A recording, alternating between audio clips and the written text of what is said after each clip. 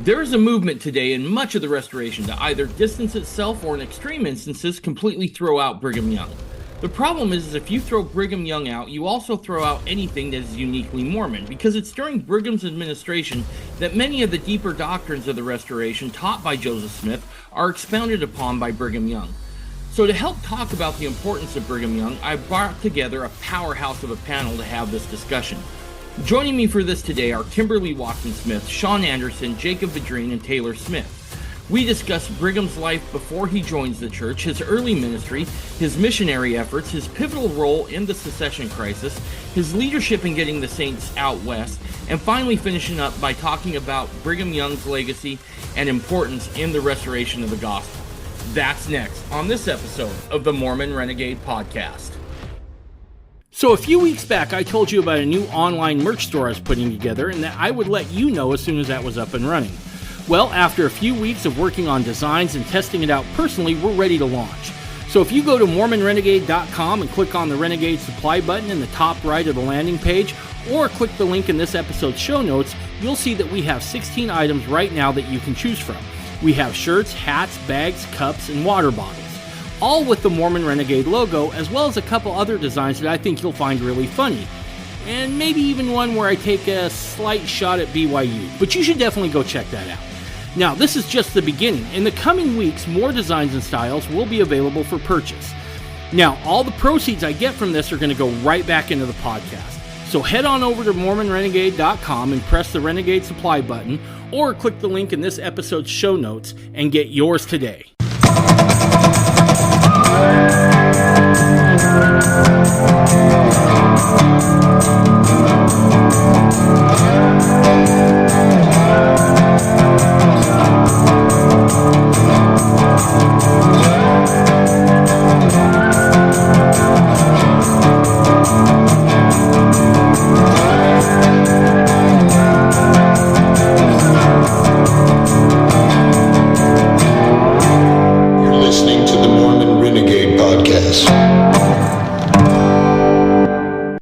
So tonight, I'm going to do something that's a little different. We've done it a few times before, always had good luck with it, but we're going to do a kind of a panel discussion, not a debate, just a discussion, and we're going to do it about Brigham Young.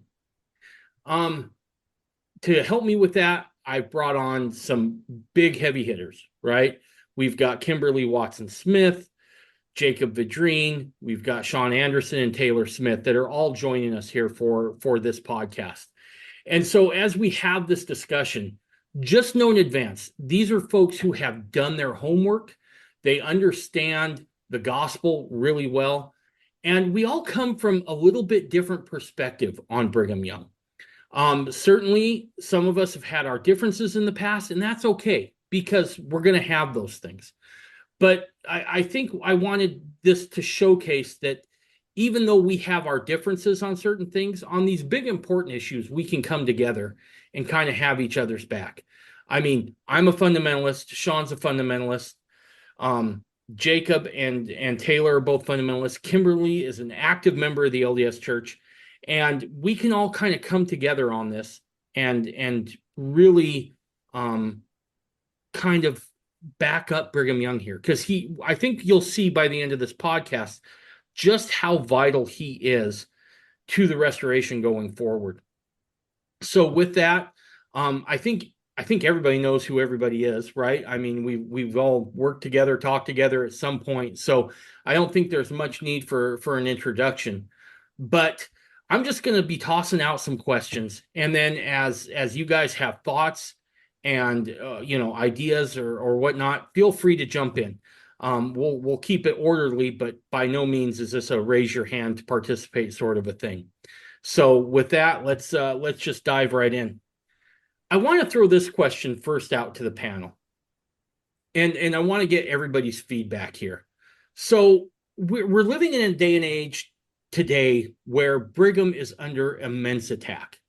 People would be happy just to chop Brigham off and not have him be part of the gospel story at all. First, I want to ask this question. Why do you think that is? Who wants to take a first stab at that? I actually just had somebody ask me about this today because there's just so many railing accusations that are made against Brigham Young. And this friend of mine was asking, he said, these people with a diverse set of views that they don't really even agree on. The only thing they really agree on, it seems, is attacking Brigham Young. And so he was wondering why all these different people with different beliefs about authority, different breakoffs, different modern movements that have come forth.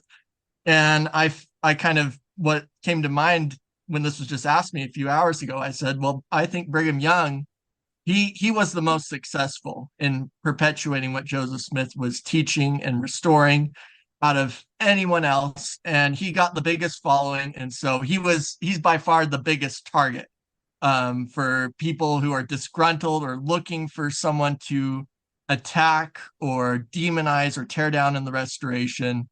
I think that's probably the biggest reason, in my opinion, is that he has the biggest target on his back for being the most successful and having the most followers. If that out of all the Nauvoo breakoffs and in Mormon, and when you get into the succession crisis and all that. So um, I don't know. Does anyone else have any thoughts or? One of the observations that I can make is he's often charged, and those who follow him, where they refer to us as Brighamites,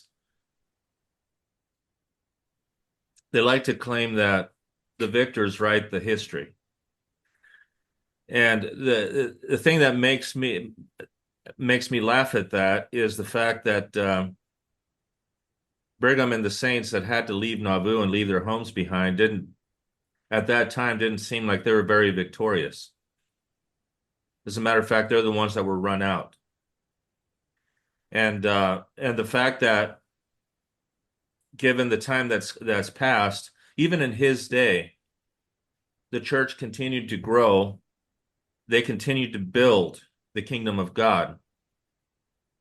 They established it, and they still had the same goal. And if you look at those that stayed behind, they just kind of fell back and became another Protestant movement, in my opinion. And I think in some ways there's a certain amount of I'll go ahead and call it jealousy. But anyway, that's just an observation I have about that. Taylor, did you want to take a stab at that at all? Yeah, I'll speak to that. So, um, the reality is that there are some difficult doctrines in the Restoration, and they're not for everyone. And one of the things that seems to elicit the most emotional and just major response of anything is polygamy. And so we have this situation today where the church has disavowed polygamy for 135 years or 4 years, give or take. And and a lot of members of the church are not familiar with the history. But if they start to have concerns with maybe the church's authority and legitimacy, then they look for any weakness, any area of weakness, and getting people upset about polygamy or anti-polygamy, that's something that politicians have been doing since day one in this country. So I mean, you look at even in the 1860s, I want to say it was the Stephen Douglas debates. I guess it would have been the 1850s. Lincoln and Douglas were asked about the Mormons, and Stephen Douglas said, "Well, I'm gonna, it's like a cancer. I'm gonna cut it out with a knife, and get rid of the twin relics of barbarism, slavery, and polygamy." And so polygamy is a very easy thing to bash. And you have a lot of people who are, I guess you could say, they want to believe in some parts of the gospel, like Joseph Smith and seership, Book of Mormon, some of these very positive and frankly don't require quite as much of a sacrifice types of principles. And if they can find a way and find a way to do it and not have to touch anything that's distasteful or that would challenge their uh, propensities and things that they would be interested in, if they could get rid of polygamy and keep Joseph Smith, I think there's a huge market for that. And so that has, especially with recent movements like Denver Snufferism and the Doctrine of Christ group with Justin Griffin and so forth, I think that there is a probably sincere desire to cling to the gospel, but they don't realize that they are absolutely destroying it because of their disavowal and trying to remove polygamy from the equation. That's I guess maybe another and if you can discredit Brigham Young, that is the ultimate ad hominem, and because they like to pretend that it was just a conspiracy by the 12 to take over things and institute polygamy for, you know, probably carnal reasons and whatnot, which is just silly. But it is a very prevalent thinking that I've encountered in discussions with various folks in different groups. Oops, sorry. Kim, do you have a take on this at all? I maybe have a unique perspective. I'm sure maybe you've considered this, but just being a mainstream member of the church, I would say that because I have in the church as a whole, I think there is a very negative view of Brigham Young, even among the faithful. And the reason why I feel this way is because, number one, I feel like we're so far removed from the doctrines today that most people just didn't grow up with, like what Taylor was saying, kind of those hard, the mysteries of the gospel. They weren't passed down from one generation to the next. We've kind of just dismissed them. And so I think as far as just, we're living also in a generation where this is fifth wave feminism now, right? And I think the more people are a victim of feminism than they realize. And so reading Brigham Young is very hard for them. It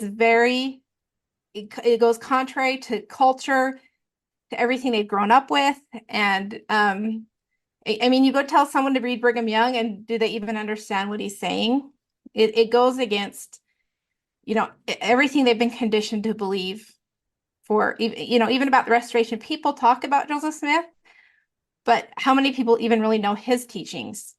I mean, let alone Brigham Young. But when Brigham Young's teaching the teachings of Joseph Smith, that's what they're dismissing, ultimately, is what Joseph Smith revealed.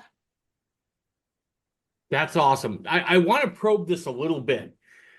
Because quite frankly, I'll be honest, it shouldn't be a surprise to anyone out there in the audience. This isn't something I put together.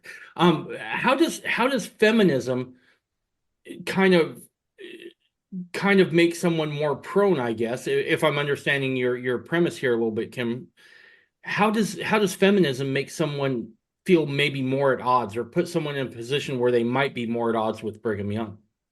And the other thing I'll say is I was not aware that we're into the fifth wave of feminism. I thought we were still back on the fourth. So, right. Well, I think about it. Brigham Young, nobody even, if you were to ask someone, what is the patriarchal order? What kind of response are you going to get? It would be that you're going to hear whatever, the feminist view is. It's patriarchy. It's bad. It's male domination. Toxic masculinity. Yeah, toxic masculinity. I mean, you just have to look at, even in today, people can't even wrap their minds around even a marriage where you have a man and a woman that's 50-50. Even to them, that is, that tramples on the rights of the women, even if they're in an equal partnership. She has to be completely free, independent of a man. And I've actually seen this in just recent, LDS podcasts where, women are talking about, oh, we want, the priesthood, or we want to, there's this priestesshood that we need to be seeking after. And they don't realize that is part of the patriarchal order. They don't even know what it is. So, and that I believe it's because of feminism. And even if a woman says she's not a feminist, she carries ideas. Both men and women today, I believe, carry those ideas, and they look at it through that lens, the gospel through that lens. Wow, that's some profound stuff. That's awesome. I think there's a book by Hugh Nibley called Brother Brigham Challenges the Saints, right? And I think that Brigham constantly challenges us, right? He has to. He's a prophet. That's what his calling is, to a large extent, is to challenge us in terms of living the gospel more fully, but also the things he taught. Let me ask this question, and then we'll move on to something else. Many things, almost all things that Brigham teaches, you can find Joseph teaching as well. Why doesn't Joseph get the same pushback as Brigham Young? And that's for the whole panel. Whoever wants to take a stab at that, all of you, if you'd like. Yeah, Okay. I'll dive into that first, because that's some excellent perspective, Kimberly. The reality is, even the saint, it's not just modern saints that struggle with Brigham. Even some of the early saints really struggled with some of the things that he was teaching, even when he said, I'm just teaching what Joseph taught me. And so the reality is, I can't remember if it was Jacob or Sean, somebody mentioned earlier about the deeper things. I think maybe all of us may have touched on it, but some of those deeper things are when Joseph, the nature of being a martyr is that kind of you get a pass. You get kind of, your memory is unsullied, as it were, from anything that could have, and so people just have a tendency to paint with rose-colored glasses some of the things that Joseph did. And the reality is, he did teach some very challenging things to the saints, but he did it in private. And Brigham, kind of, when the church relocated to Utah, they were outside of the direct threat of mob violence and government oppression back east in the United States. And when they established kind of an autonomous nation of Deseret, there was certainly a little more freedom. People, I think Brigham and others felt that they could speak a little more freely. And so it's not that Joseph didn't teach things, but he didn't teach them publicly. And so even the contemporaries of Brigham Young struggled with a lot of the deeper, more challenging things that Brigham Young kind of brought out in public. So. No, that's good. Sean. Yeah, what I wanted to point out is to follow along with what Taylor was saying. One of the biggest claims from that group of people is that they actually say there's no evidence contemporary with Joseph Smith that he taught any of these doctrines. And actually there is, and I found that anytime you find anything, they look for a way to invalidate it by calling into question the credibility of whoever wrote it down. And it doesn't matter that people testified of these things from different camps. You have people that were inimical to Brigham, friendly to Joseph. You had people that were inimical to both, all saying the same thing. And yet they like to paint it as a conspiracy from Brigham Young directing everything. And to me, that he's got to be the best conspirator ever, because he gets all these people from different camps to agree on the same thing. And it doesn't matter to them that the lens from which those people are looking at it. Those that are against it are definitely critical about it, but they point to the same facts. And then you have others that are amicable to those principles, also relating the same facts from that perspective. So to me, that goes well beyond the law of witnesses to establish a truth, especially when you have people that are not in no way able to to conspire with each other because they're in opposite camps. So one of the things I would add, why I think it's people think why it appears that it seems baffling to us, but why it seems to be easy for some people to try to blame everything they don't like on Brigham Young and make Joseph Smith in their own image. Is the reality is we don't have really good records for everything in Joseph Smith's lifetime.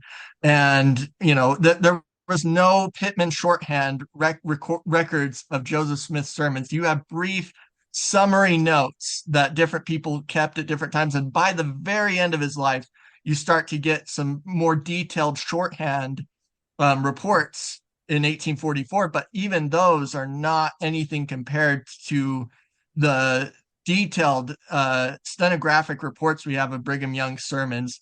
And so not only is it's not as well recorded, but you also have over twice the amount of time of Brigham Young teaching throughout his ministry and having recorded teaching. So like with Joseph Smith's ministry, we have 1830 to 1844, 14 years really. With Brigham Young, you have over 30 years. He was is he the second longest serving president of the church behind Heber J. Grant, if I'm not mistaken. So he, had a lot of years, and he was very open about his views. He was on the rough frontier, and he was very abrasive in his language and how he talked. And he often would admit that he said things that were harsh or more callous, that in order to get the saints, in order for what he's trying to convey to the saints to get through to him. And he would say that often he would use harsh language and not actually mean what he said. But people, especially when it comes to the feminism issue, because I do think that's a big issue behind attacking Brigham Young, is, there's obviously the culture that he's in, but you can cherry pick when you have that 30 years of stenographic reports of what he's saying at various times. You can cherry pick that to almost create whatever Brigham Young you want. You can take the harshest statements to make him out to be a monster. You can take the nicest statements and make him out to be, a fuzzy unicorn. But the truth is somewhere in the middle. But he definitely but I think that you need to not just judge him by his words, but by his actions. And so with the feminist attack on him, they really want to take something out of context. And I saw this happen actually just today with a post that was made, trying to take something he said and use it to say that he was trying to silence women, telling them to just shut up and accept polygamy, when that is not the context of what he was trying to convey.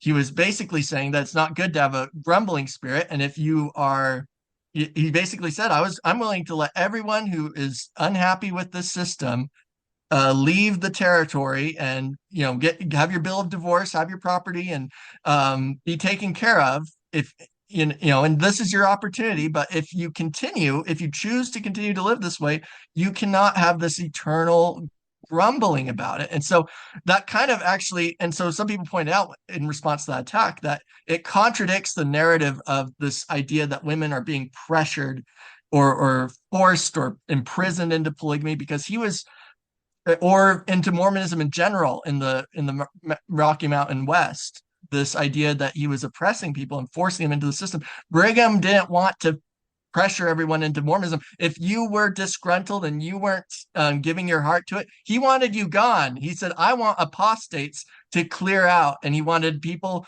to not be having their influence poison the rest of the saints. And so, and so some people will take some things he says about, he says in certain discourses to try to malign his character. But when you look at his actual record and how women were treated in early Utah, his record of allowing women to very easily get out of bad marriage situations if they are in bad marriage situations compared to the rest of the country at that time, and the empowerment of the women with the Relief Society and with the political participation that he encouraged during his lifetime, I think there's a much more complicated picture than what the simplistic demonizing image some people try to create. So good stuff. Kim, did you want to take a shot at that too? I just want to push back a little bit about even the idea that there were a lot of people that even in early Utah that didn't like Brigham Young. I'm sure that's the case. I don't run into a lot of that when I study church history, and I just want to speak to the women because I actually gained my testimony of Brigham Young by reading some of the women and what they had to say about Brigham Young. And for example, Eliza R. Snow, she's written many poems in praise of Brigham Young. And it's not just her. There's a story of Emily Partridge, who we know, I think is it Emily that was a poor wife? She was Joseph Smith's poor wife, and then she married Brigham Young. And she tells this story of how she needed to go to Brigham Young because she needed money, and she was kind of intimidated by him and didn't know quite how to approach him. And then she relates the experience, how she had a completely opposite experience of what she was told was, how he was going to be overbearing, and she was afraid to approach him, and he turned out to be, loving and kind, and so it's not just it's not just the poor wives. There's many women who said, I entered into poor marriage because Brigham Young had the voice of an angel, and when he spoke of this command, I knew it came straight from God.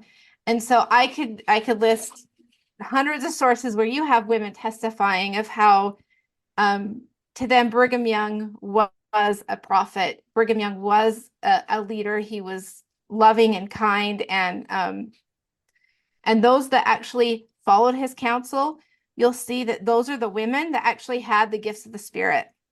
Those are the ones that he trusted to go out and give healing blessings to the other women. And these are the women that he trusted to go and build the first hospital. I don't know if people realize that Brigham Young, he organized a group of women to build the first hospital in Deseret, and it was Eliza Snow in charge, and she had just women.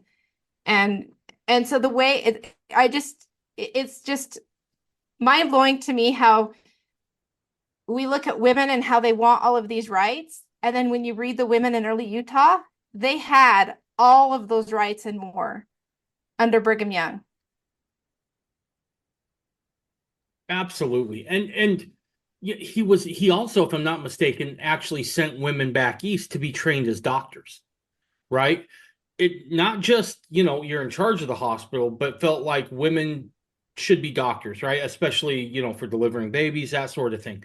So there's a lot that Brigham doesn't get credit for. The other Brigham quote that I love is they were talking about he was given a lecture and or a talk, and I believe it was at the Tabernacle, and the subject of disciplining children came up.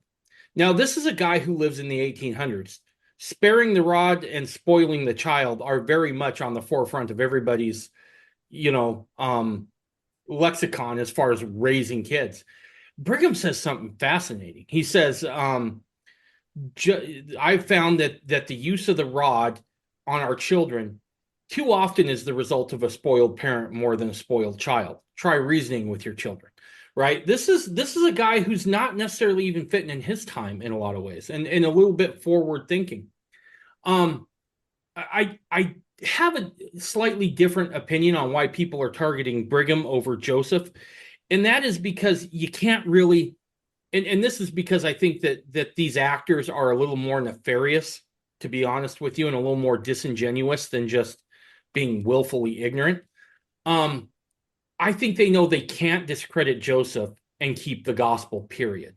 I do think they have either subconsciously or a very real thought that if they can unhook from Brigham, then they can take that gospel that Joseph restored and kind of twist it into whatever they want.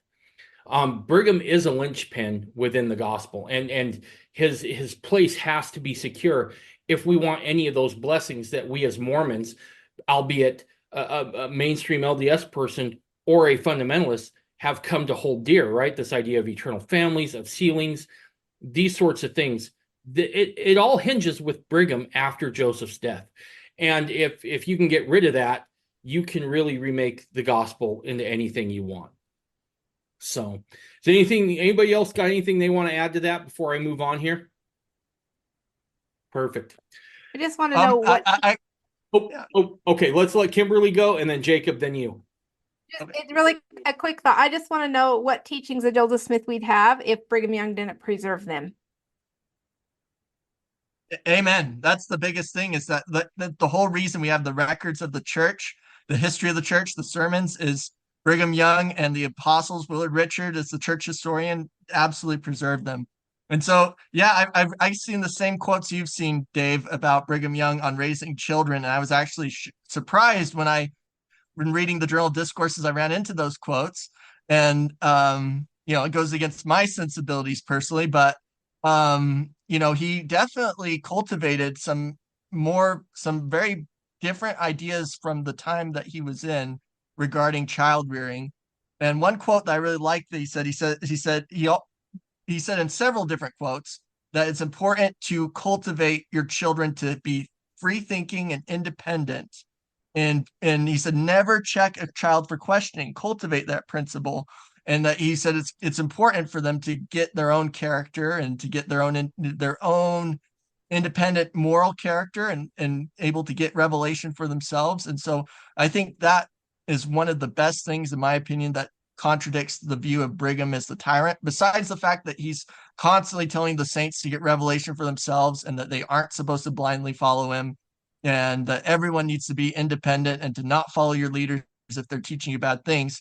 But, his instructions on teaching the importance of children gaining that independence. So. Perfect. Thanks. Sean, you had something? Yeah, maybe one of you can check me because I'm just going off of memory. And I read this about 20 years ago, so bear with me on that.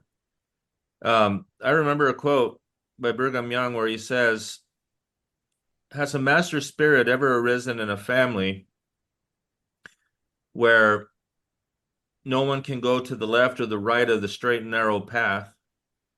He says, "Nay, a master spirit would seek to leave such an environment." He says, "Nobody wants to see virtuous young men and women more than I do." But he says, but in doing so, we should never kill their passion. We should guide it, we should instruct it, but not kill their passion. Of these wild young men that we see roaming the streets of Salt Lake City, you'll see some of the greatest men that ever lived in Israel. Something to that effect. All right. So with that, I want to kind of turn to some life events here, because I think there's some things that set Brigham up. And I want to just throw these out and talk about these just a little bit. So he's born in Vermont. He is, by all accounts, very destitute growing up. His mother dies when he's like 14, and he goes almost straight to work as a carpenter. From there, he kind of, does his thing. He's a carpenter. I haven't discovered a lot about like his dealings with other people, but in this instant, I kind of think no news is good news. You know what I mean? He doesn't seem to be exceptionally remarkable in any way. He joins the church in 1832, and then just shortly after that, his wife dies, and then he ends up marrying again, and then is like a captain on Zion's camp. So I want to talk about those years where he was either a Mormon or just became a Mormon a little bit. How do you feel that these life events, his mother dying, he has to go to work really early, gets married, his wife dies. How do you think that impacts who Brigham Young is as he's coming into his own within the gospel? Well, I can't speak from personal experience. My life is pretty cushy compared to that. But we know from various other people that have had to deal with those types of challenges and trials in their lives that it's unquantifiable. Like it is just impossible to really comprehend just how challenging that can be to somebody's growth and development. And so, the reality is we all have heavenly parents. Our earthly parents are so important to the plan of Father in heaven. But like these stories like Brigham Young and some of the other pioneer stories that I can't remember any names just off the top of my head, but people that had to go through those types of challenges and endure such great losses personally in their families, and who were able to kind of prevail over them. Like that is not normal. That to me, that shows a great measure of divine providence and, heavenly help to be able to survive those types of things without like becoming a criminal, or without becoming just jaded beyond beyond everything. And so like those, to me, yes, those are terrible tragedies, but it can't take anything away. If anything, that actually increases the amazing achievements that he accomplished in his life. So Absolutely. Jacob, Sean, Kimberly, you guys got anything you want to add to that? Well, Kim, go ahead. Sean, go ahead first. I was just going to say that experiences like that usually have a tendency to either make or break you. We always experiences like that have a tendency to make put a fork in the road for you. And one is to basically curse God and die. And the other one is to actually rely on God even more. And what I can see, the principles of the gospel, especially when we talk about eternal sealings and the eternity of family relationships. An experience like that, I think, could galvanize somebody like Brigham Young to be even more committed to the principles that would bring that about. Because to reject Brigham Young and the way he preserved these, especially these types of teachings, is to basically put the axe to the root of the hope we have in eternal families. And there are many that are critical of Brigham Young that are also taking the position that temple work is invalid. And with people that have experienced this type of traumatic loss, that's a great hope for them. To know that not only will they see their loved ones again, but they will be able to have relationships with them throughout the eternities by the virtue of the sealings that take place. Anyway, that's all I have to say on that. Kimberly, what'd you have to say there on that? Well, definitely along those same lines, is I think that for sure, I see when you study the early life of Brigham Young, you really see the Lord trying to shape and mold him to become the servant that God needed him to be. And I don't know if you're going to touch on this. I was going to brush up on this story before, and I didn't have time. But there's an account in the life of Heber C. Kimball, I think it was. If I'm getting it right. Where what happened? What does anyone know the experience that Brigham Young had the day that Joseph Smith got the plates? No, why don't you go ahead and fill us in? I mean, I'm just hoping if someone else heard the story, they could fill in the details. That the night that Joseph Smith got the plates, that there was this miraculous event in the heavens, and I believe it was Heber C. Kimball and Brigham Young. They went out and they basically saw a battle in the sky, and so they knew that that something was going to take place, something significant was taking place at that time, and I think that was just a prophesying of who Brigham Young was and his place, is his role in this great, last days battle. If anyone can fill in the details, please do so. It's been a while. I've seen a lot of sources for that. They share that throughout their lives, that story of that vision. So they didn't know what was significant happening at the time, but they later realized that it was the same night that Joseph was retrieving the golden plates. So Yeah, I can kind of speak to this one personally a little bit. My old man passed when I was 13. Now, my old man, he was a great dad. Um, in a lot of ways, he kind of reminded me once I joined the Church of Brigham Young. He could definitely be gruff. He could definitely be in your face a little bit, but he also had a tremendous passionate side, a compassionate side, excuse me.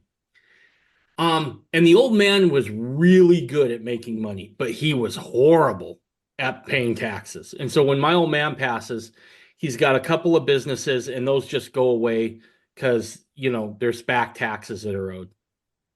And that left us pretty poor as a family. And so I remember at the age of not quite 14, probably 15, I honestly start working, not out of, hey, I want money to go goof off with my friends, but I've got to buy my own clothes. I got to help out my siblings. I was the oldest of those. And so there was a sense of growing up fast. And Kimberly used a good word, which was molding, right? I look back on those times now, and while they were certainly tough, they were very formative in who I would become. And there is this idea of molding or forging a person through adversity, right? And I think this sets him up for such a thing, right? He gets tough. He begins to understand how important work is from the very beginning. All these things start to play a part in who Brigham would become. The other event I wanted to touch on was it's just shortly after his baptism, him and his wife's baptism, that his wife just dies. She passes away of consumption, which, if I'm not mistaken, someone can correct me here if I'm wrong. I think that was cancer, what they called cancer in the old days, right? Consumption. Or does anyone else know? Anyway, I could be wrong on that. So a doctor out there listening can correct me. But I think it was like a pretty nasty disease to watch someone die from. It would have been real easy to throw in the towel at that point if you're Brigham Young, right? It would have been way easy to be mad at God, but he doesn't. Instead, he doubles down inside the gospel. And I think in some ways, if the death of his father or his mother, excuse me, is something that hardens him, I think this event might kind of soften him back up, right? One of the shows that I absolutely love, and it's a guilty pleasure, there's a show called Forged in Fire where it shows them making knives and that sort of thing. And a blade has to be strong enough to take some abuse, but still soft enough that it's not brittle. And I think we can see this in people's lives, and I think we see this with Brigham Young, is that he's tough enough to get the job done, but not so tough that he becomes dispassionate, that he can't relate to people. And so I see these formative events as Brigham's forging process, where the Lord is making him into more than he would otherwise be. And I think we have to recognize that. The other reason I think it's important to look at Brigham's formative years is because by the time all of us know Brigham Young, we've kind of turned him into a marble statue, so to speak, right? He seems to be a legend and just larger than life, and we sometimes forget about his humanity. And I think that has to be brought out here. I want to ask this question here. With Brigham Young, he goes through these processes. What is it you think Joseph sees in Brigham Young? Because there's a very real sense that Brigham comes along and Joseph kind of gravitates to him from the very beginning. In your guys' opinion, what is it that Joseph sees in Brigham that attracts him to Brigham? Jacob, you want to take a stab at that one? So there's the saying that's repeated, that's several different sources all recall this, that when Joseph saw Brigham for the first time, he said, there's one of the greatest men that will live to preach redemption to the inhabitants of the earth, and he will yet lead this church. So a prediction that Brigham Young would someday be a leader of the church. And after meeting him for the first time, I think there was this zeal that Brigham Young had for the gospel. He was excited to be in the restored church. And he said, I wasn't even in, he said, and he was very humble about it too. He said, he said, I got baptized, and he goes and ordains me an elder. And he's like, I didn't feel qualified to be an elder at that time. I just, but I was grateful, and I felt it was a responsibility but he meets Joseph, and they're doing family prayer together when meets the first time he meets Joseph Smith. And Brigham is actually the first person in this dispensation to have the gift of tongues, in that in saying the prayer, he starts having the Spirit come upon him, and he starts speaking in the Adamic language. And some people thought that might be, is that right? That's not, that's not normal. But Joseph said, no, that's the gift of the Spirit. That's the gift of tongues that is mentioned in the scriptures. So Brigham had spiritual gifts throughout his life. And, and I do think that Joseph saw him in him the capacity to be a great leader and a great missionary for building up the church and kingdom of God. Taylor? So I have that quote. I'm just going to read it because I think it's great. Upon seeing, so this is from the diary of Charles L. Walker, page 134. It's dated September 1832.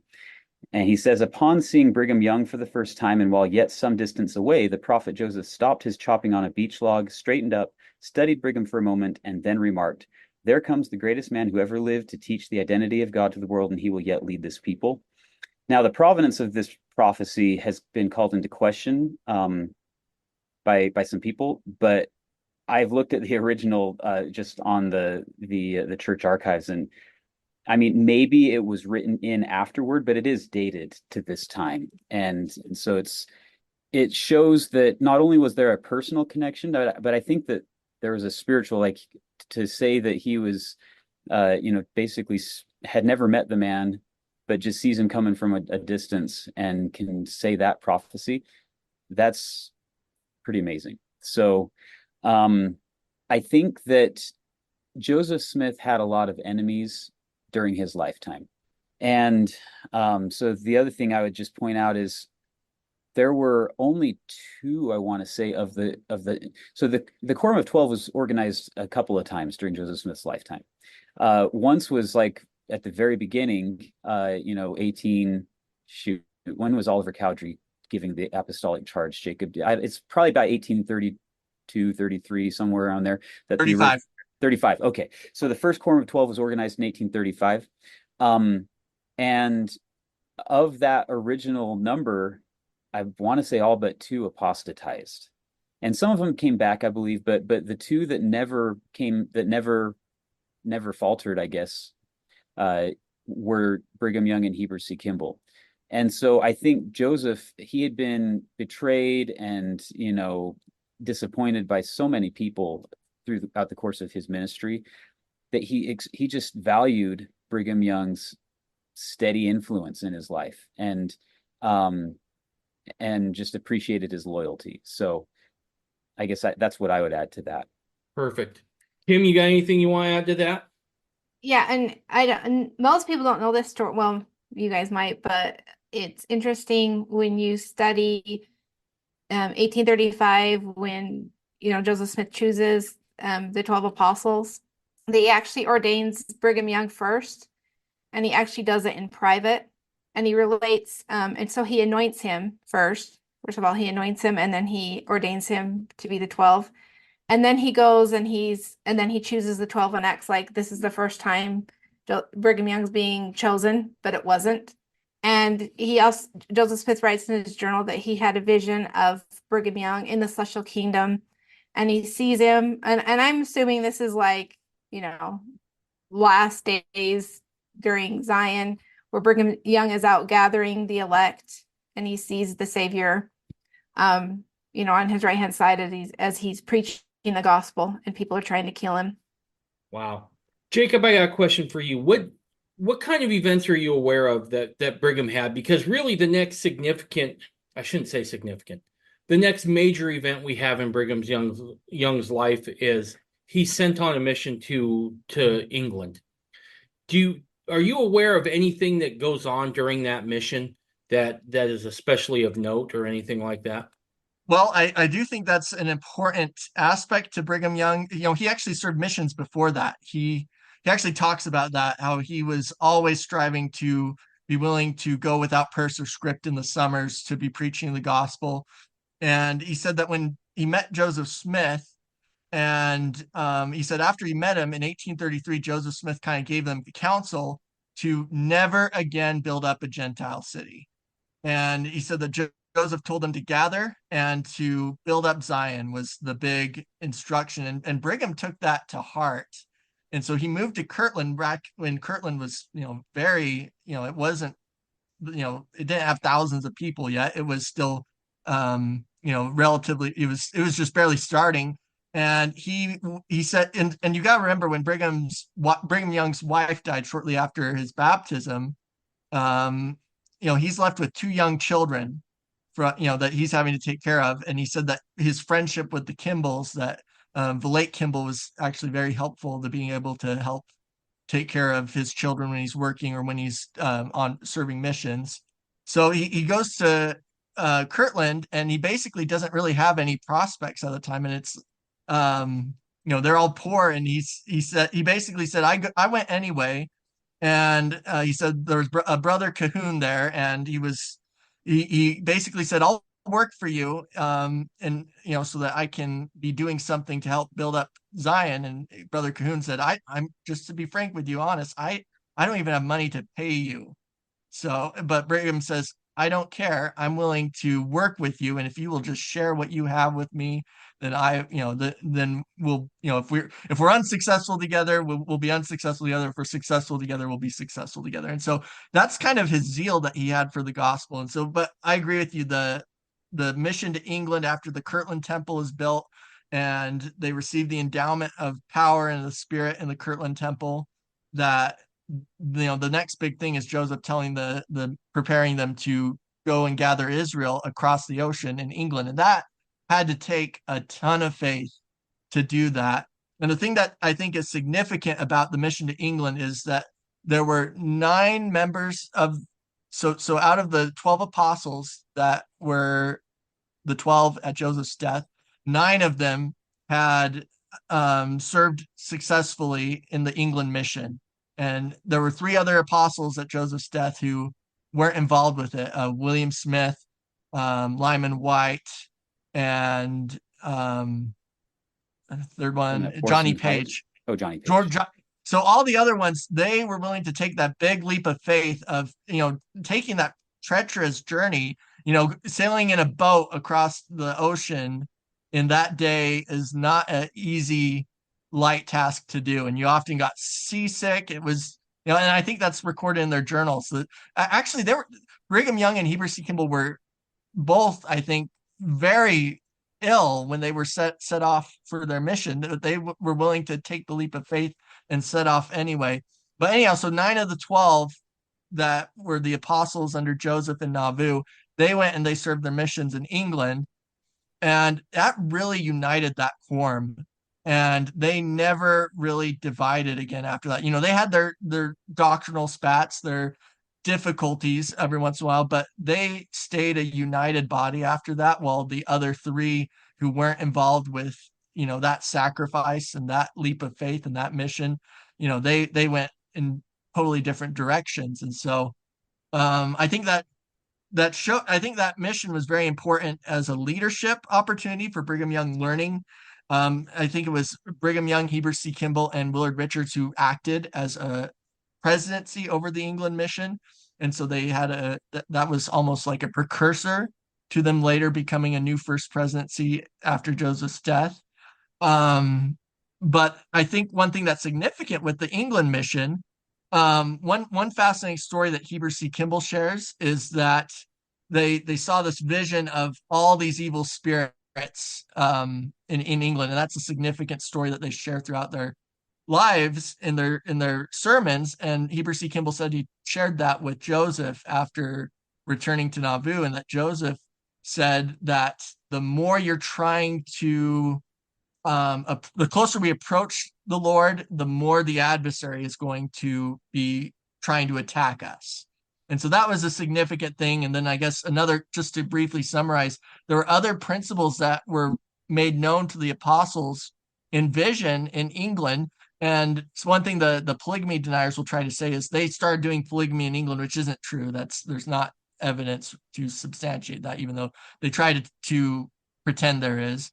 But they did get a revelation that Brigham Young said that was a precursor to Joseph explaining polygamy to him in Nauvoo, that he had the promptings of certain things from the Spirit that he did not then understand. But then when he returned to Nauvoo, that Joseph was able to teach him polygamy, and that he was receptive because he had that experience. But that isn't the only principle that was revealed in England to Brigham Young.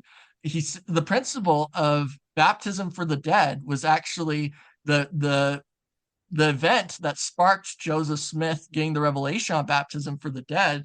Was a convert in England actually got a vision of seeing the apostles and priesthood holders preaching to spirits in the spirit world, and doing baptisms for the spirits in the spirit world. And the word of that vision spreads like a wildfire throughout the church. And it gets back to Joseph Smith, and Joseph says that it's true that there is preaching in the spirit world. He said the one thing he disagreed with was them doing baptism in the spirit world. He said that that's an ordinance that has to be done in the flesh. But he said the vision was expressing the importance of baptism, and trying to prepare for the revelation of baptism for the dead. And so that's how Joseph Smith got the revelation of baptism for the dead. And so the apostles said they first got learned about baptism from the dead while they were still in England. And they said another principle that was revealed to them in England is, as man is, God once was; as God is, man may become. That was another revelation that the apostles, that Brigham Young said that he received in England, and he shared it with Lorenzo Snow. And sure enough, they get back to Nauvoo, and Joseph Smith starts teaching them the higher principles about God, which they were prepared for because of those experiences in England. So, yeah, I don't know if anyone else has anything else to share on the England mission, because that's an area of church history that I personally have not studied a whole lot on, but I think it's an important period for Brigham Young. Kimberly, is there anything you wanted to add to that? That was really well. Yeah, one thing I'll say, and I think this is one of those areas where I think we need to look real close, because I think it's as him and Heber, if I'm not mistaken, are getting ready to go to England. They're very ill, and so is their family, right? And I think this is the instance where they're like riding out on the cart, and one looks to the other and says, "It's a hard thing we're doing." And they have this idea that they'll just get up and give kind of a religious, exuberant display, and basically 3 shouts for Zion kind of a thing is what they do. My question, Hurrah for Israel. Thank you. That's it. Yeah. See, and that's why Jacob's way better than me, because he's got that off the top of his head. There's a painting of it that I love, and so that's how I remember what they said. Okay. All right. Nice. So yeah, I mean, in those days, it's not like you could say, well, I'm just going on a trip and you just got a cold, right? That cold could kill you, right? People were dying of things that we consider kind of minor today.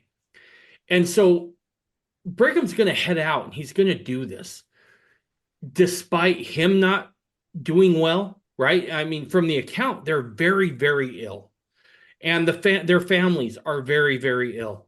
I look at that and I'm like, I'm a wuss, right? I mean, if I got a case of the sniffles, I'm like, yeah, I don't think I'm going to church today.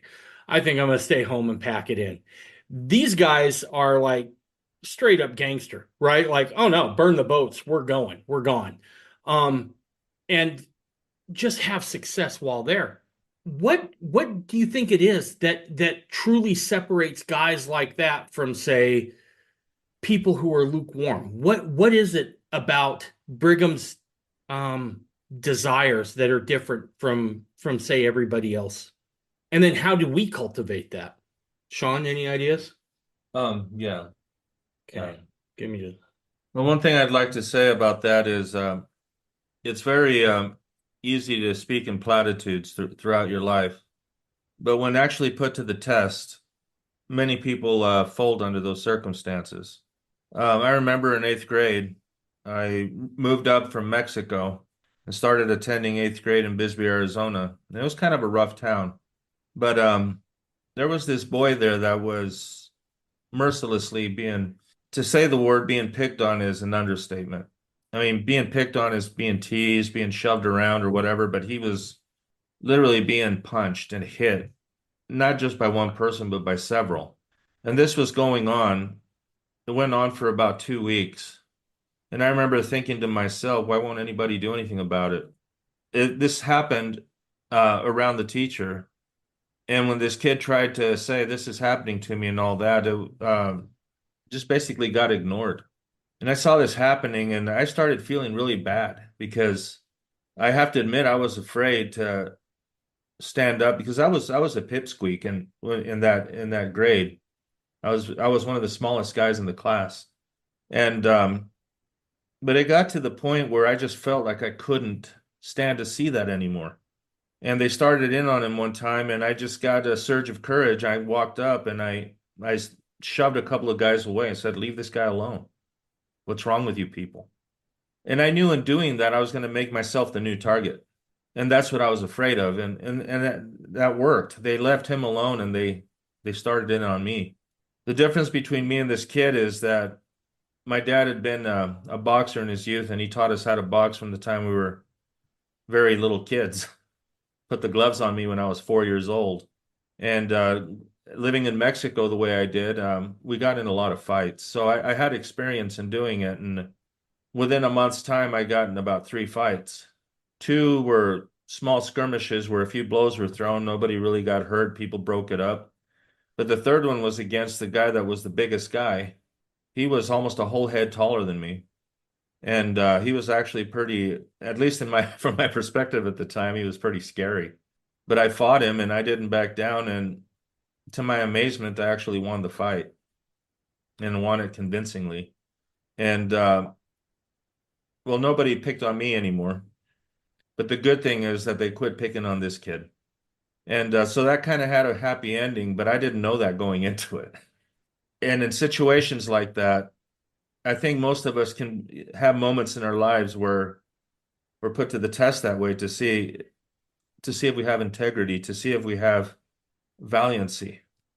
My dad used to say to me, son, it's easy to be honest when you have the means to pay everybody back. But the true test of your integrity or your honesty comes when you don't have the way to do it, or it's very hard to, and you do it anyway. And so that has been, and I haven't always lived up to it, don't get me wrong, but I've had moments of weakness. And we say weakness a lot, but the reality is it's cowardice. You know, I really understand the words of the song in A Poor Wayfaring Man of Grief, where it says, he asked if I for him would die. He said, the spirit is willing, but the flesh is weak, or the blood ran chill. But the very spirit in me said, I will. And to me, that encapsulates how that I think we'll all be faced with that at some point. And what we should do is to nurture that type of courage in our life. So when the time comes, we can't stand for that which is right. And no statement is truer than to say that the only thing that evil needs to flourish is for good men to do nothing. And I believe that Brigham Young encapsulates that to a great degree. With all his faults or anything that he might have had, I believe he was a man of courage and a man of integrity and a man of honesty. And the more I read him, the more I see it. And it doesn't bother me that he was at times considered harsh. Because I have found in my life that the kind of men you can count on, and women, a lot of times tend to be a little rough on the side. Anyway. All right. Thanks, Sean. Okay. The next place I want to go is to the secession crisis, because I look, while certainly you can't say this is where Brigham's ministry starts is at the secession crisis, because he has those other experiences. He's a captain in Zion's camp. He is going on missions. He's Joseph's ardent supporter when everybody else ditches him. But this may be, at this point, Brigham Young's greatest test. And Jacob, this is one of the reasons I brought you on, is because you're so good with the history here. Talk to us what it's like when Brigham first receives the news. He's in Boston, if I'm not mistaken, or Massachusetts somewhere. And then he gets to Nauvoo. Talk a little bit about how he hears the news of the prophet's death, and then talk about what he finds when he gets to Nauvoo. So I absolutely agree with what Sean said about Brigham's courage, and that's a big thing in the succession crisis, is that he really was the one who had the courage to stand up and to make a stand for Joseph's measures and Joseph's principles. But I do think we should probably circle back to the Brigham Young in Nauvoo as an important church leader. Sure. Right. But yeah, so in Nauvoo, Brigham actually, so when we talk about the Quorum of the 12 Apostles, we often just think that they're the de facto church leaders, because that's how it's understood today, and that's how it's systematized since, after Brigham Young's death. But it wasn't actually formally laid out that way in 1835, or even 1844 for that matter. It was something, apostolic succession was something that developed over time. And I agree with what Taylor said, where Brigham Young, it was because of his loyalty to Joseph Smith that he gained Joseph Smith's confidence and was involved with more and more things and given more and more responsibility. There's a quote where Brigham Young said that when the apostles were first called in Kirtland, that Joseph, he said that the president of the quorum, I think it was McClellan, if I'm not mistaken, complained about how they were, not really treated with any real importance. And Brigham said, yeah, we were snubbed for power back then. He says it wasn't until we could prove ourselves that we were the servants of all that we would be trusted with authority to be, to given full authority over, church matters. And so, the apostles initially started off just as traveling missionaries, but then by the Nauvoo period, they had proven themselves. In England, in their mission, they had converted more. There were more saints in England converted than there were in the United States, or at least gathered in Nauvoo. So the church was actually larger in England than in the United States for a period of time. And so Brigham and the apostles get back to Nauvoo, and Joseph starts to really magnify them. And at the conference, I believe this is in August of 1841, he says, I want the 12 to, they've labored hard in the mission field for years and not entrusted their families in the hands of the church to provide for their families while they were gone.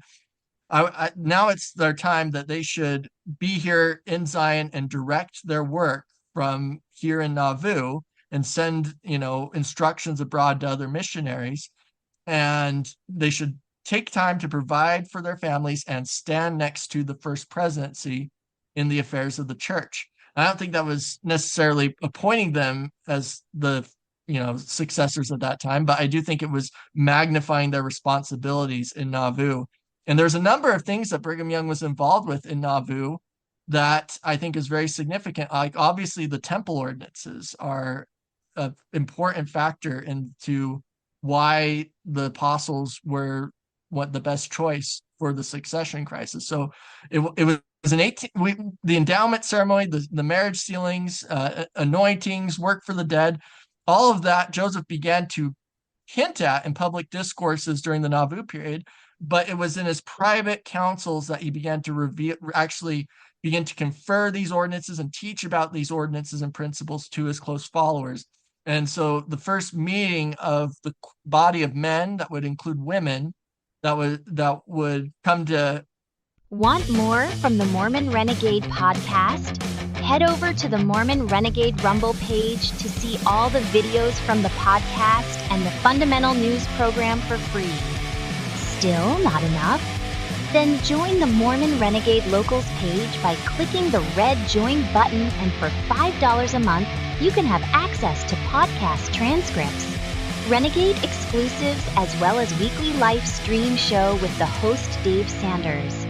Click the link in this episode's show notes today. And so the first meeting of the body of men, that would include women, that would come to come to have I think 66 or slightly more than that members by Joseph Smith's death. There was a body of men called the Anointed Quorum or the Holy Order, where Joseph began to confer the temple ordinances, because he said that he had premonitions that he might die before the temple is completed, and so it's important to begin to initiate other men into these ordinances. And so Brigham Young is there, that in the very first meeting on May 4th, 1842. You can find that in Teachings of the Prophet Joseph Smith, page 237. Brigham Young, Heber C. Kimball, Willard Richards, three of the apostles, then the two bishops, Newell K. Whitney and George Miller, so obviously Joseph, Hiram Smith, I think, and then William Marks and William Law and George Adams, or James Adams of Springfield, are the 9 men with Joseph Smith who he revealed those ordinances to. And I think what's significant is that Brigham Young is involved with the endowments and the anointings and the ordinances from 1842 to 1843 to 1844. So he is actively involved with the temple work that's going on. He's getting to hear Joseph's instructions in his public sermons as well on what he was envisioning and what was important. And he was also involved with the Council of 50, which was organized in 1844. And so there were all these secret quorums and developments that were going on, and new doctrines that were being introduced to the saints. Like, I guess celestial marriage is important in that was revealed to the apostles when they returned from their mission in, I think, 1841. And then Joseph taught them plural marriage shortly after they returned from England.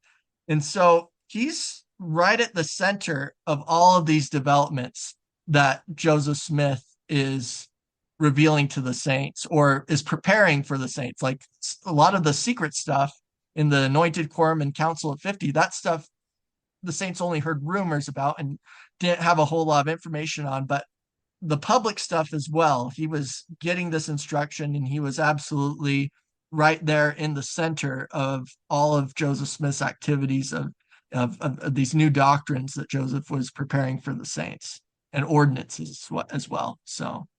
So when Brigham, for all intents and purposes, kind of seems to be becoming Joseph's right-hand man here through the whole thing. He goes back east, and that's when Joseph is assassinated, right? That's when the martyrdom takes place. When he comes back, right? Because it's not like the old days, today, where you could just hop a flight and be back in 6 hours, right? It's a little bit of a process to get out. Jacob, what does he walk into when he gets back after the martyrdom? What do the conditions on the ground look like? So, you mentioned the missions. And so I think what's another thing that's significant to Brigham's character is Joseph actually dictates a revelation in Nauvoo saying that Brigham had basically his calling elections made sure, that he had been faithful to that point, and that the Lord was not going to require him to leave his family to serve missions anymore. But Brigham still wanted to do it anyway. He still felt that missionary desire. And so he was active in the summers in Nauvoo, going on shorter missions.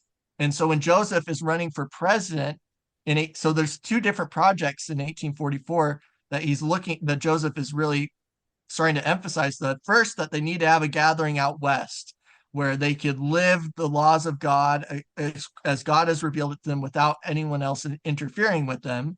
And so that was the Rocky Mountain expedition was a big thing in 1844 that Joseph was starting.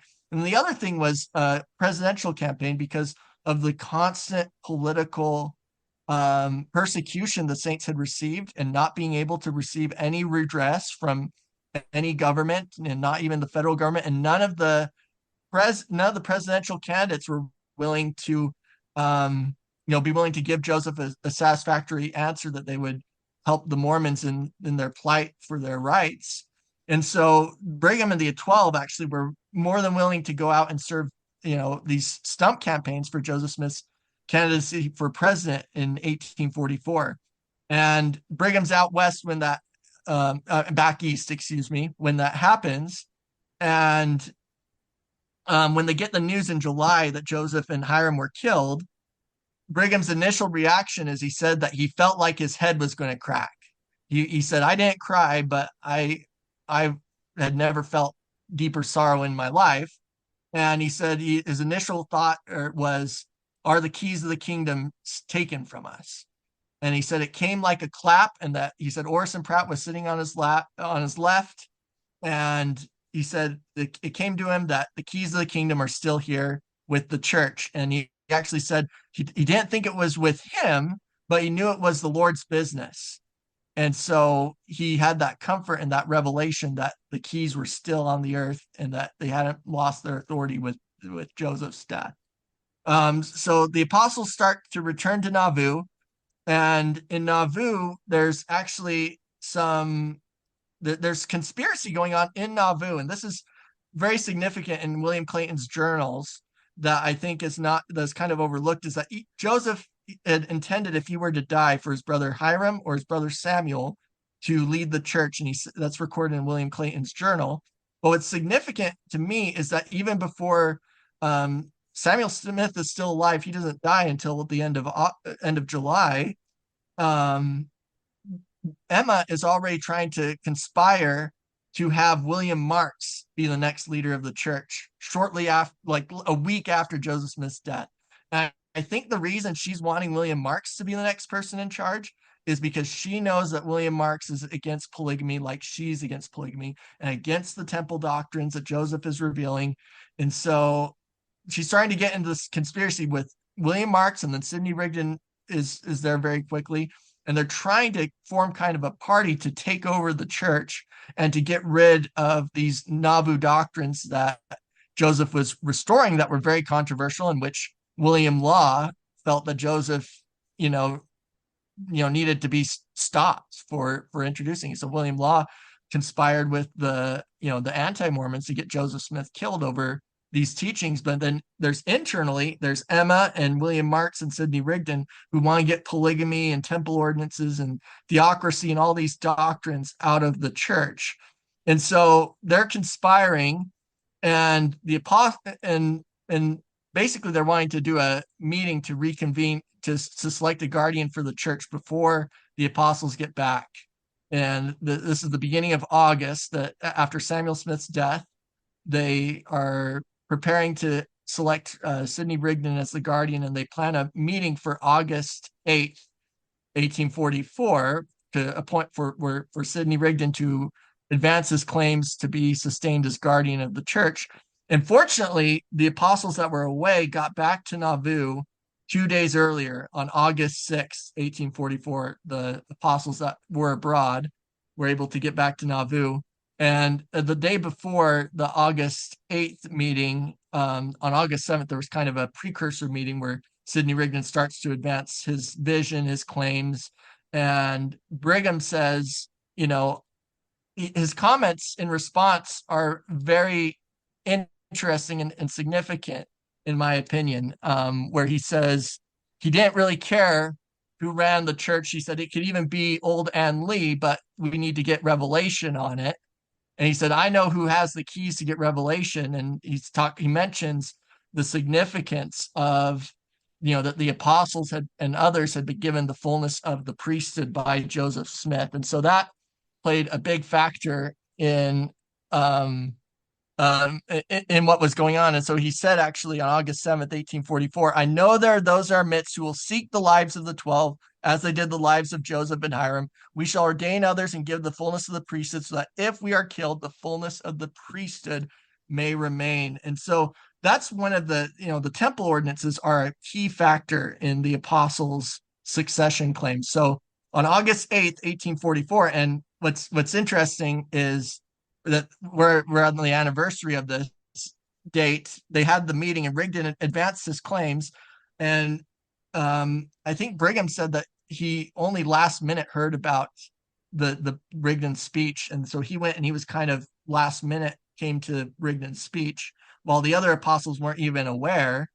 And so Rigdon advances his claims to be made guardian of the church. And when Brigham Young stood up after Sidney Rigdon spoke, and he started addressing the saints on how they needed to come together and have the priesthood meet together and to discuss this matter more thoroughly.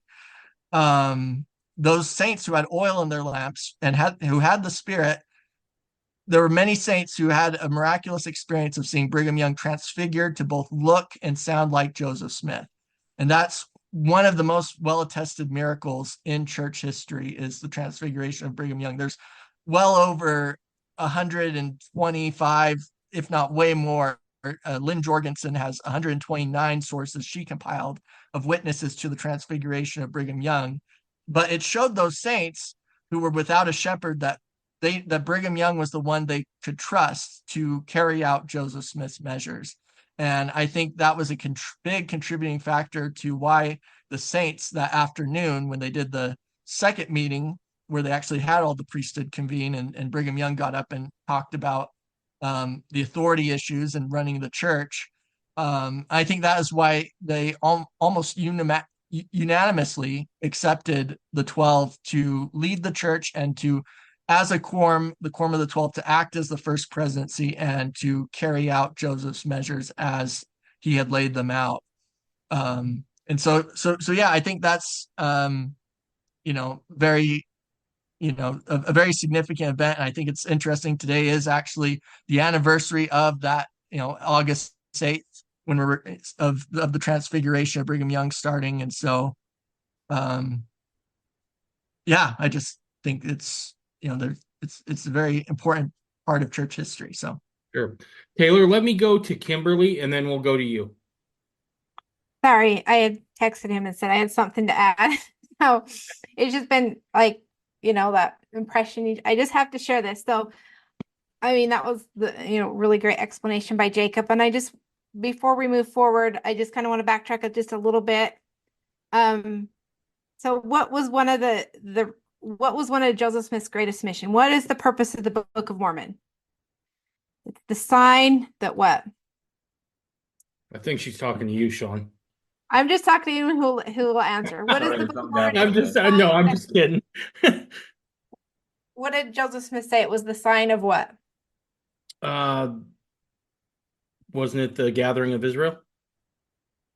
Yep, the gathering of Israel. And so it's significant that in, I believe it was 1841, Joseph Smith issues the proclamation to gather. And because of the labors of Brigham Young in England, we have seen the largest gathering of Israel that the world has ever seen to this date, I believe. To this date? I believe it's to this date, the largest gathering of a body of people, right? They're gathered in one location, and it's Brigham Young's converts, and it's Israel being gathered home.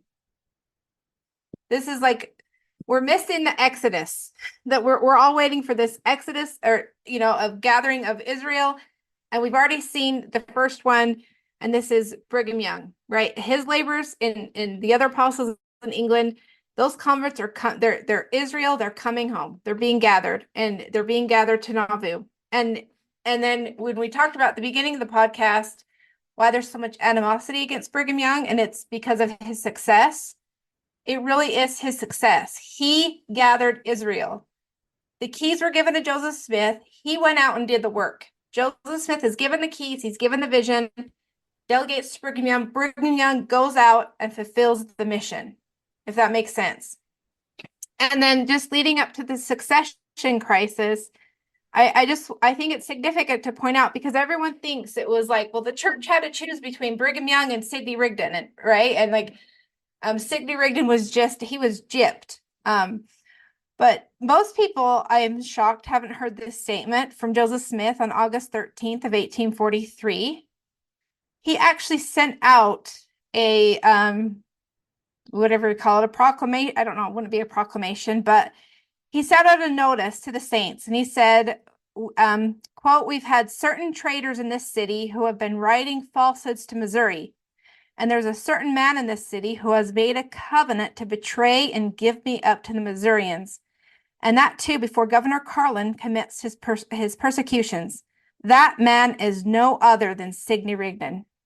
So not only did Joseph Smith, he publicly calls out Sidney Rigdon as a traitor, but then he withdrew his fellowship from him, and he asked the saints to proclaim it abroad that he would no longer accept him as his counselor. And this recorded in the history of the church. So, I mean, not only was Sidney Rigdon not like the rightful successor, but he was named by Joseph Smith as one of the traitors who betrayed him, and that Joseph Smith withdrew his fellowship. And then Jacob talked about how ensuring that the fullness of the priesthood would be preserved, and it's also significant that when Sidney Rigdon was rejected by the body of the saints, that he then made a false prophecy that not another stone will be laid on the temple. So you can see that Brigham Young is the one who's trying to carry on the work of Joseph Smith, and Sidney Rigdon is the one that's trying to tear it down. Ooh, that's good. Joseph wanted to drop him from the first presidency at the October 1843 conference.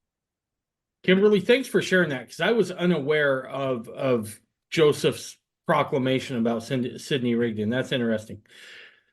Taylor, what would you have? Yeah, so just a little bit more detail on that, those events.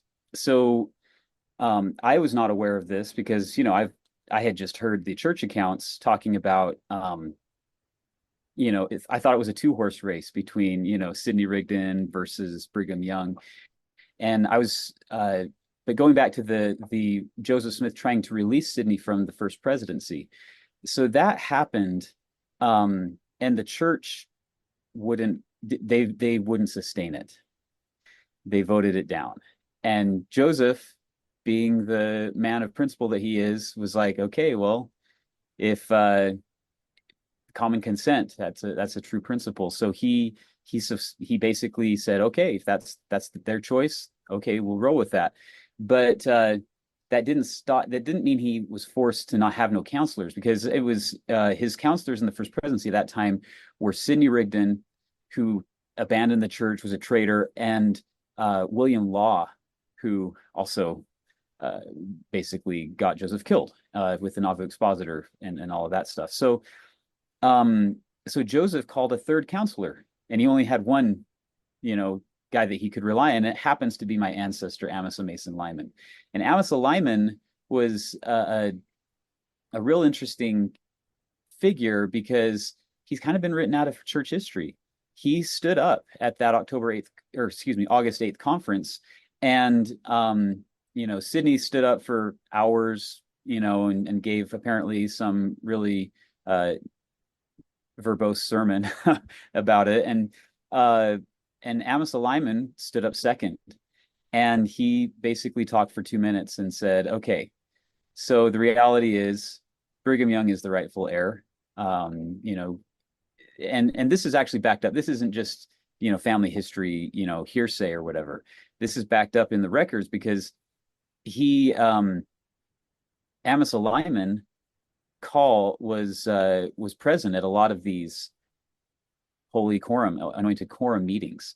And when Joseph Smith was absent, Brigham Young presided, and that's in the records. And, that goes for the quorum of anointed and the council of 50 minutes. But Amasa Lyman stood up for 2 minutes, and he just basically bore his testimony that before Joseph's death, he gave the keys of the kingdom to the 12 and Brigham as the president of that quorum. And so he just basically threw his support to Brigham. One of the other concerns, or I guess objections, that I've seen people make of this transfiguration, because of course, very few of these accounts were recorded contemporaneously. Most of them were recorded, decades after the fact, and that could call into question some of the reliability of some of these accounts of the transfiguration of Brigham Young. Nevertheless, there are some contemporaneously recorded, just like a few, I want to say, weeks or months. I know, Jacob, you actually wrote a paper about this that I read a few years ago, and it basically talks about how it was not necessarily like a flash and like instantly hundreds of people heard Joseph Smith. It was more of an ongoing, like, it wasn't an event. It was an ongoing thing that people bore testimony to. And so I think that it's just really important to keep in mind that these types of accounts are, just because they weren't contemporaneously recorded necessarily doesn't mean that they're not valid, because there are some, and then people who were present at these meetings definitely recorded later on of the truth of what happened. So I just wanted to just throw in the importance of spiritual witnesses. It'd be one thing if Brigham Young was just told to just took the reins and abused, I guess you could say, abused his position of authority. But that's not what happened. And instead he was just, like it has been said, perpetuating the work that Joseph Smith commenced with the temple and so forth. So that's all I had. No, that's good stuff. Something else that jumps out at me about this time period is that with enemies of Brigham, it's often portrayed that Brigham came in and seized power in this moment. I think it's worthwhile to point out that it's not like Brigham just set himself up as president of the church. The church operated under apostolic direction for a number of years, clear into the Utah period, before Brigham is named president of the church and then sustained as prophet, seer, and revelator. So this idea that Brigham just comes in and just seizes power, and this was his plan from the beginning, it doesn't hold water, right? And we can see that Brigham, true to the man he was, he counsels with those other members of the 12. Now, I want to be clear here. There's no doubt that the rest of the 12 deferred to Brigham, right? And I think that's because everybody understood who Brigham was, right? I don't get the sense that Brigham had to stand on authority, so to speak, a great deal. Just who he was enough that people naturally wanted to follow him. Now, that transfiguration moment, that's a huge moment, right? Because it's a kind of a stamp and seal of approval from Joseph on Brigham, right? Is I think how a lot of people viewed this, and that it was very much this idea that Brigham would continue the work that Joseph had started. And so I think it's important, that context, especially because it's one that we find a lot, that Brigham's just power hungry and he's just waiting for his opportunity to pounce on that power. It couldn't be farther from the truth. All right, so Joseph's martyred. We have these events as Jacob put everything together. I want to now go to really one of the best revelations that, in my opinion, that Brigham ever gets. And that's section 136 of the Doctrine and Covenants.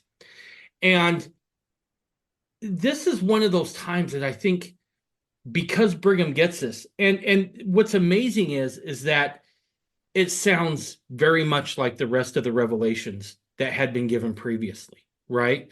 And so much like the Transfiguration event, this also is an event at which I think a lot of the other saints were able to say, look at that, the Lord's still speaking through this leadership. One of the things I find so interesting is how he's able to lay out how the camp is supposed to be governed, so to speak, right? In their Exodus West, how they're to do this. And he patterns it a lot after the Old Testament when he gets that revelation from the Lord. My question to you guys is this. Do you guys know, well, let me rephrase this. Not so much a question. I had somebody reach out to me once when we were talking about Brigham Young. I can't remember what episode it was, but somebody had got upset. This was a person who lived in Ireland, of all places. And I got just a scathing email blaming Brigham Young for more deaths on the trail than needed to happen. He was a horrible leader, and that's why a whole bunch of people died on the trail. This got me thinking real quick. And I was like, okay, I should probably go do some research. So I went ahead and I looked at the Mormon Trail versus the Oregon Trail. And the deaths that happened on the Mormon Trail were far less frequent than what was happening on the Oregon Trail. On the Oregon Trail, I believe the numbers were somewhere, and this is according to the government's own numbers, is that you're looking at about a 12% chance you're going to die on that trek west to the Oregon country. With Brigham Young's Mormon Trail, it's less than 1%. You got a 99 point something percent chance you're going to reach your destination alive. What is it about Brigham Young that you think people responded so well to on this trek west, both during the Vanguard Company as well as other people coming over? What does Brigham do that makes this so wildly successful? I guess I'll dive in first. I think so. Of course, Joseph Smith had unparalleled gifts, and his ability to inspire and just obtain revelation and commune with heaven are just unequaled. Brigham didn't have those gifts. He was not the visionary, but I don't think Joseph Smith himself could have done the job that Brigham Young did as far as organizing and preparing every needful thing, like actually doing the revelation, what's outlined in, I think it's section 88. And it's he was just a master of organization and bringing people together, uniting around a common cause. Like, I don't know if the world's ever seen a guy more gifted and capable than Brigham Young of bringing people together to work toward a common goal. And so I think that, and I would even go as far as to say Joseph Smith is included in that number, and that doesn't take anything away from Joseph. But it's just foolishness in my mind to criticize Brigham Young's leadership when, like, the proof is in the pudding. By their fruits you shall know them. What you just cited, over 12 times more deaths on the Pioneer Trail. I mean, yes, there were deaths, but to try to say that Brigham has blood on his hands or something, I don't understand that. And I guess I'm just kind of shocked at the ignorance that somebody would have to have to even think that was like a historical number or claim or anything like that. So I'd like to say something. Yeah. I think many of the things that are brought up against Brigham, like was just mentioned, that this person from Ireland, is that what you said? Yeah. How he has blood on his hands because of all these things that happened. I sometimes wonder if they've ever read their scriptures, because if you look at Lehi and his family, they're called out of Jerusalem, and they don't get called out and then all of a sudden they're in the promised land. They go through years of trials and tribulations, even to the extent that you have brothers, threatening to kill their brother. And, outsiders looking in could see this is kind of a dysfunctional family. But when you begin to read the lives of prophets throughout the Bible, Book of Mormon, you see that these kind of things happened because opposition exists. And I don't understand the way people view religion to say, well, they have to be completely free of any of that for me to ever believe them. Even any success story that you find in life, I doubt that you find them in a vacuum free of any kind of trials or controversies that surround these people, because pretty much anything worthwhile is going to be met with opposition, and sometimes, like the Savior said, those who will oppose you the most come from your own house. And so I think that those arguments are really naive. There's this a man from Israel. His name is Joseph Ginat, and he was a minister in the a cabinet member of the Yitzhak Rabin administration. And he was giving a talk in Salt Lake. And he made the statement that in 1948, he was pretty young at the time. He was born in the 30s, early 30s. And he said they handed rifles to the women and children to defend themselves against the attacks coming in from the Arab neighbors. There was this lady that raised her hand and said, "Why would you make your women and children fight?" His answer was, there was 10 to 15 million Jews, and they were surrounded by 800 million Muslims. And he said we had to even up the odds to the best of our ability. Then she answered saying, "Couldn't you have made a treaty with your enemies so that they would respect your women and children?" His answer was, "Our enemies vowed that they wouldn't stop until the Mediterranean Sea was red with Jewish blood, man, woman, and child." Does that answer your question? So the point I'm getting at is there is a naivete with people that have this view of life, and they seem to negate reality in their considerations. And this reality gives a ton of context to things that happen. So we can't just see isolated incidents and say, well, this guy was evil, this guy was good, or anything like that. You have to look at a broad spectrum of circumstances, attitudes, culture, all kinds of things to make a determination of what really happened. Anyway, that's it. Thanks, Sean.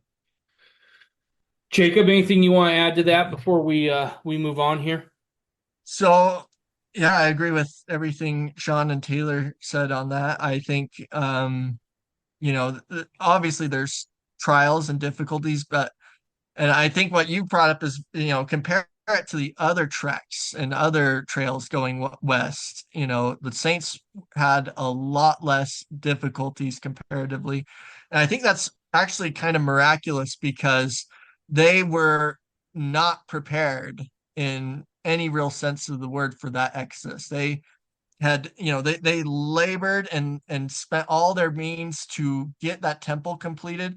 I think people don't realize how incomplete the temple was when Joseph died. I'm as far as I understand, they didn't even have the first story all the way completed. They had the walls of the first story, but they didn't have it. That's less than, that's very uncompleted, but they went and they finished it all the way up to the capstone and then finished up the interiors to the point they were able to do ordinances in there. And all the while they know that they're facing mob threats, and even the governor of Illinois is wanting to call in the he's trying to ask for federal assistance to drive the Mormons out of Nauvoo. And the president of the United States said, "I can't be involved with using U.S. troops to persecute a religious community out of a state." But so they as Brigham said, they had to complete the temple with a trowel in one hand and a sword in the other, essentially, and they were able to. And they were basically getting robbed of their property. Their property was going to be worthless, and they had to sell it for hardly anything. And a lot of it actually didn't get sold for hardly anything, from what I understand. And so they were again being robbed of everything they had built and created again, just like they were in Missouri.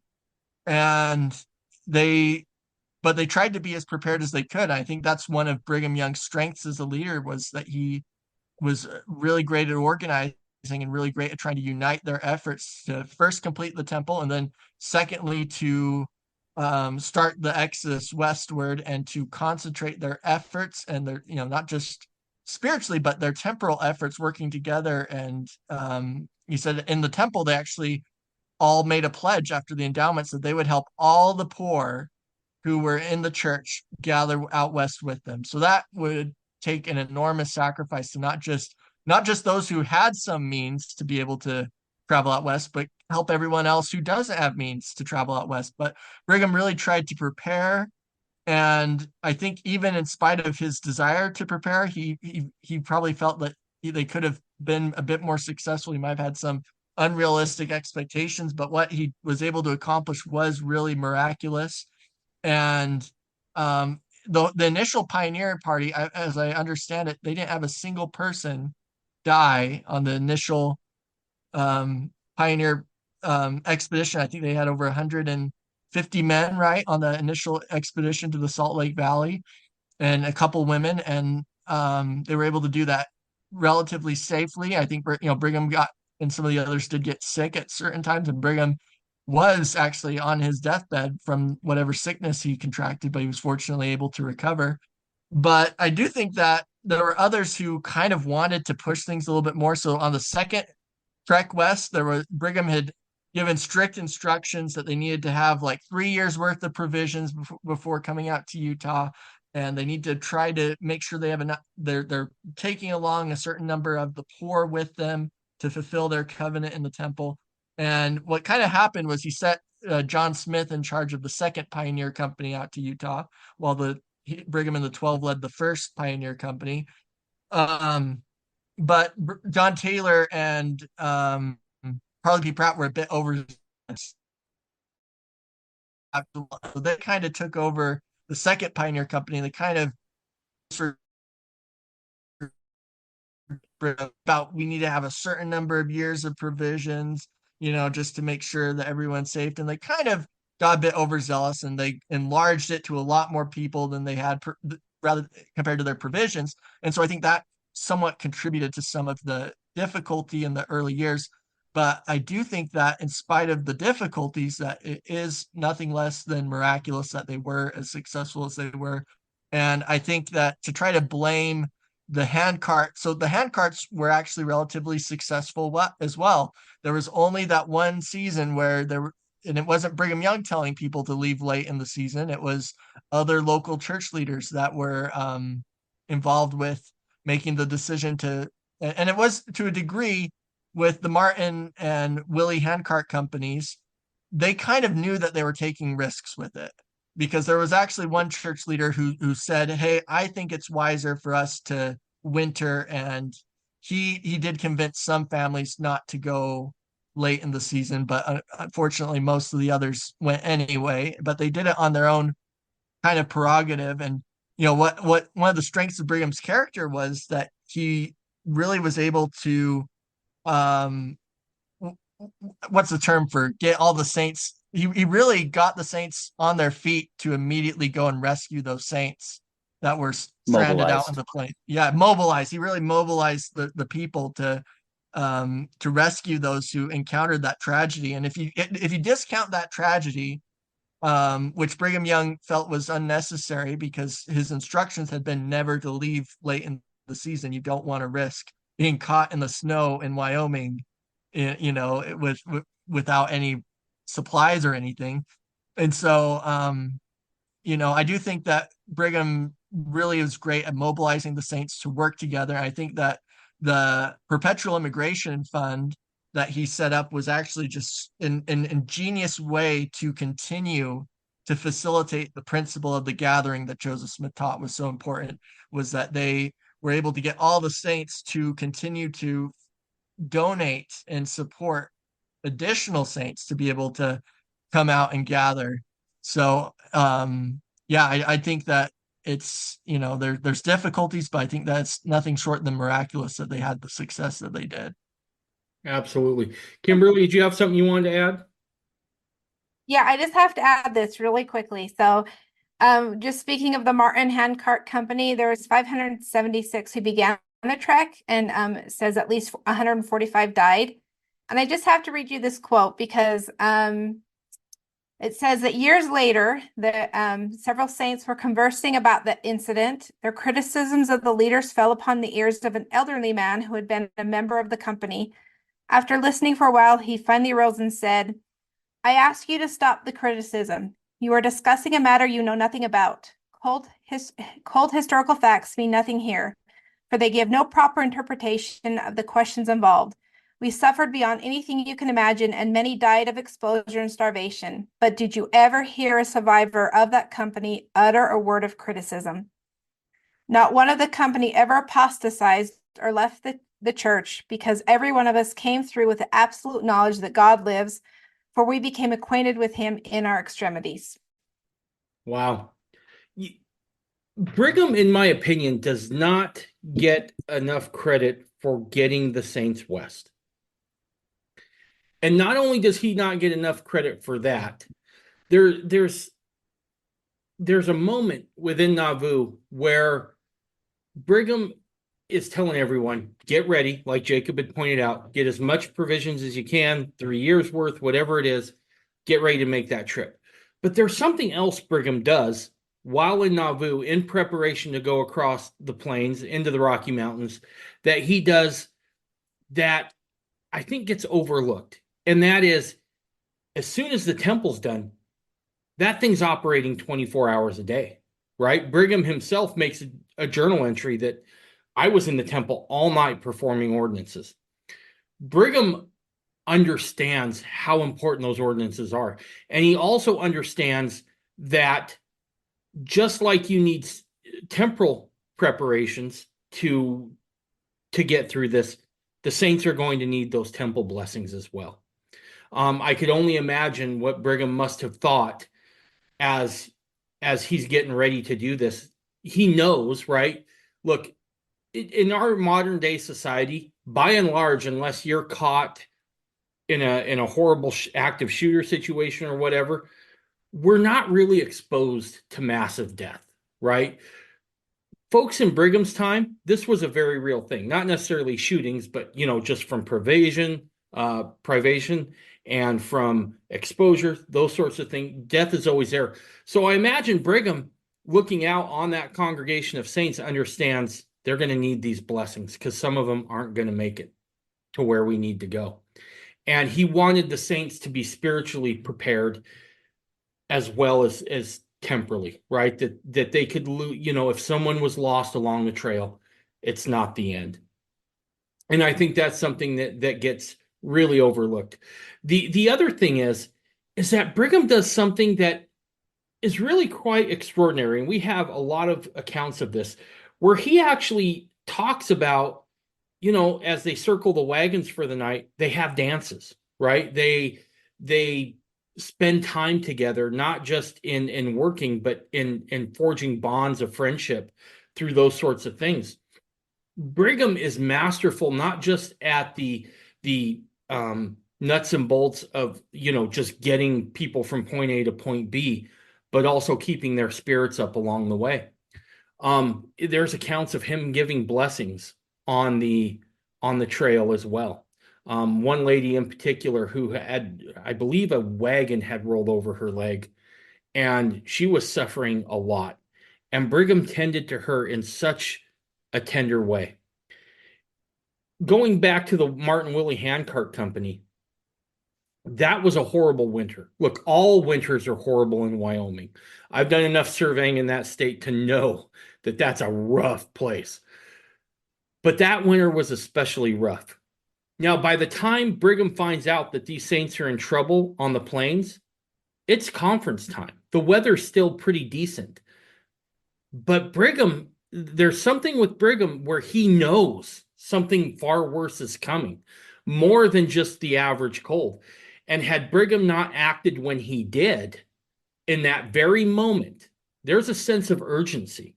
When Brigham says, we're stopping everything, we've got to go get these folks off the plains right now.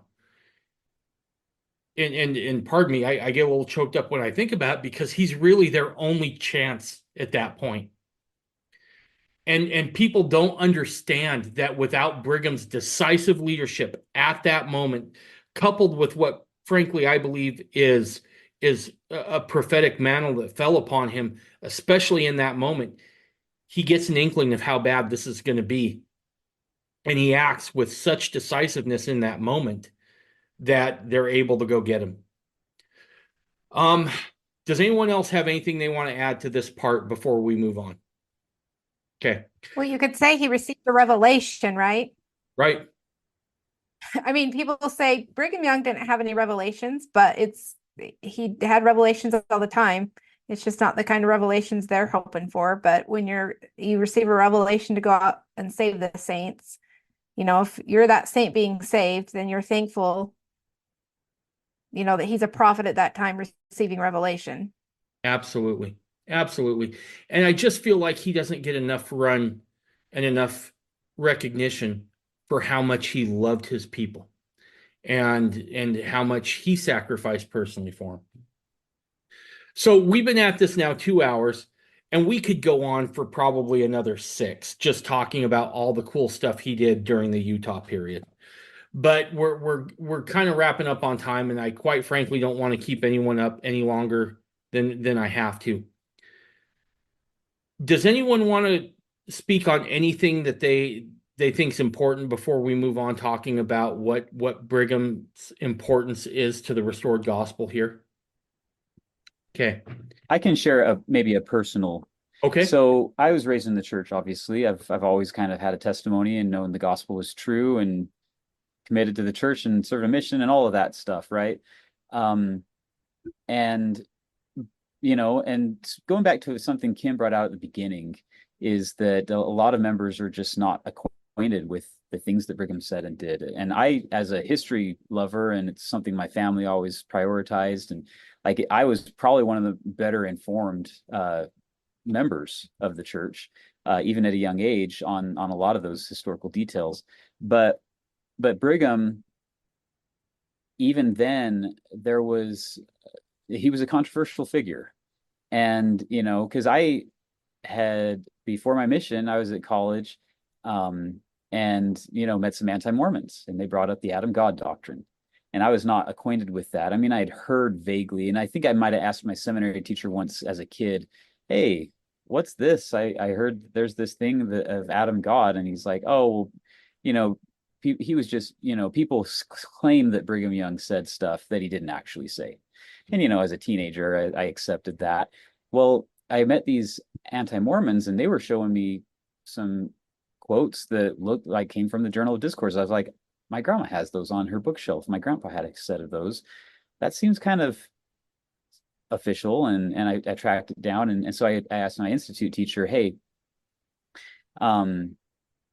is this a thing? Like, it looks like he actually did say it wasn't taken out of, and Brigham and my institute teacher was trying to help me, prepare for my mission. You don't want to get your head out of the game at that stage. And so he was just like, yeah, but it was taken out of context. The anti-Mormons, they're not honest in the way they represent things. And, I was like, okay, yeah, I get that.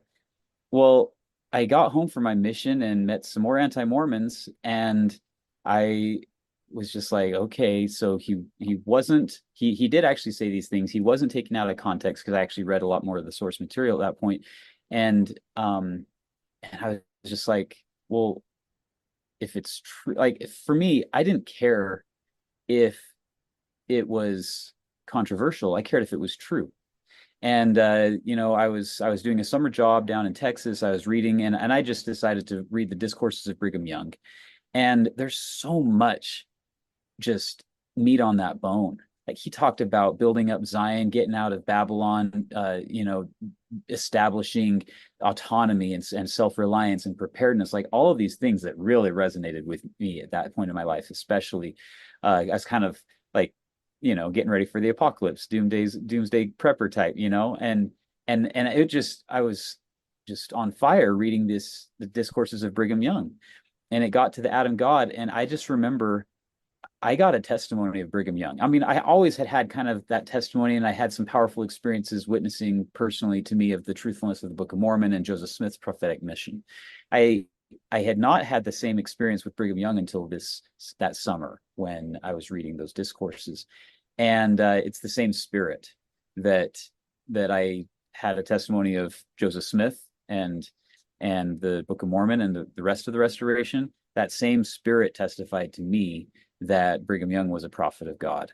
And so it took a little bit more digging and kind of working through some of these contradictions, because, there are some prominent leaders of the modern church that, claimed that it was a heresy to believe that Adam was God, and, just various things like that. And I was like, what? I thought that and I thought that prophets couldn't say anything wrong, when they were acting as a prophet. And so it took me a little bit more time to kind of reconcile and work through some of those contradictions. But I could always fall back on that testimony that I got just plain reading the source documents, reading the discourses of Brigham Young for myself. And it's just an undeniable spirit, to be honest. So I just wanted to, I guess, end with that.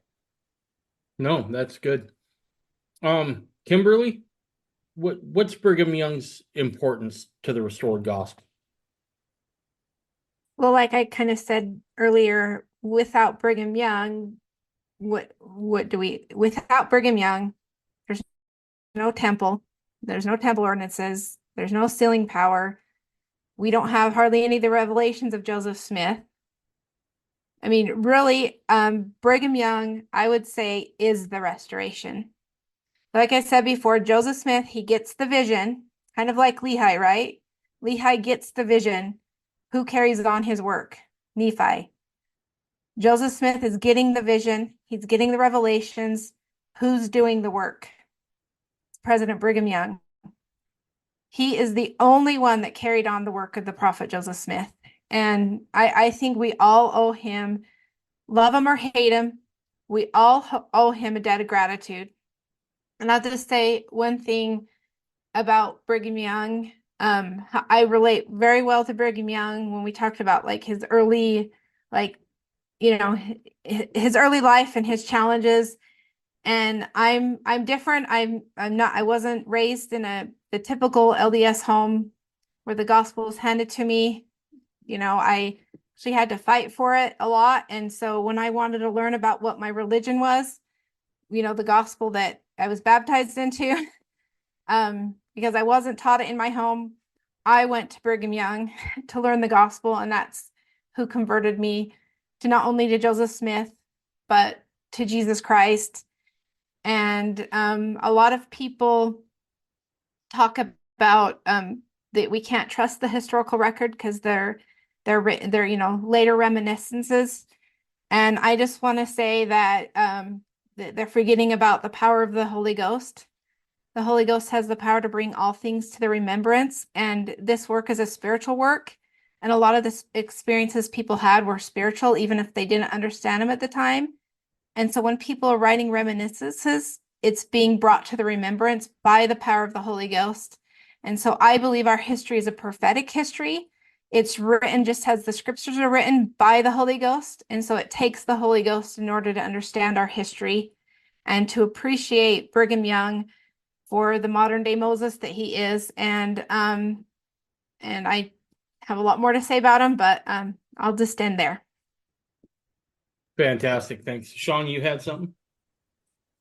Yes. The one thing that I wanted to mention, and I think it can't be emphasized enough, when you look at the contending parties at the death of Joseph Smith, previous to the death of Joseph Smith and around his death, those contending parties, those who stayed behind, some went to other states and so forth.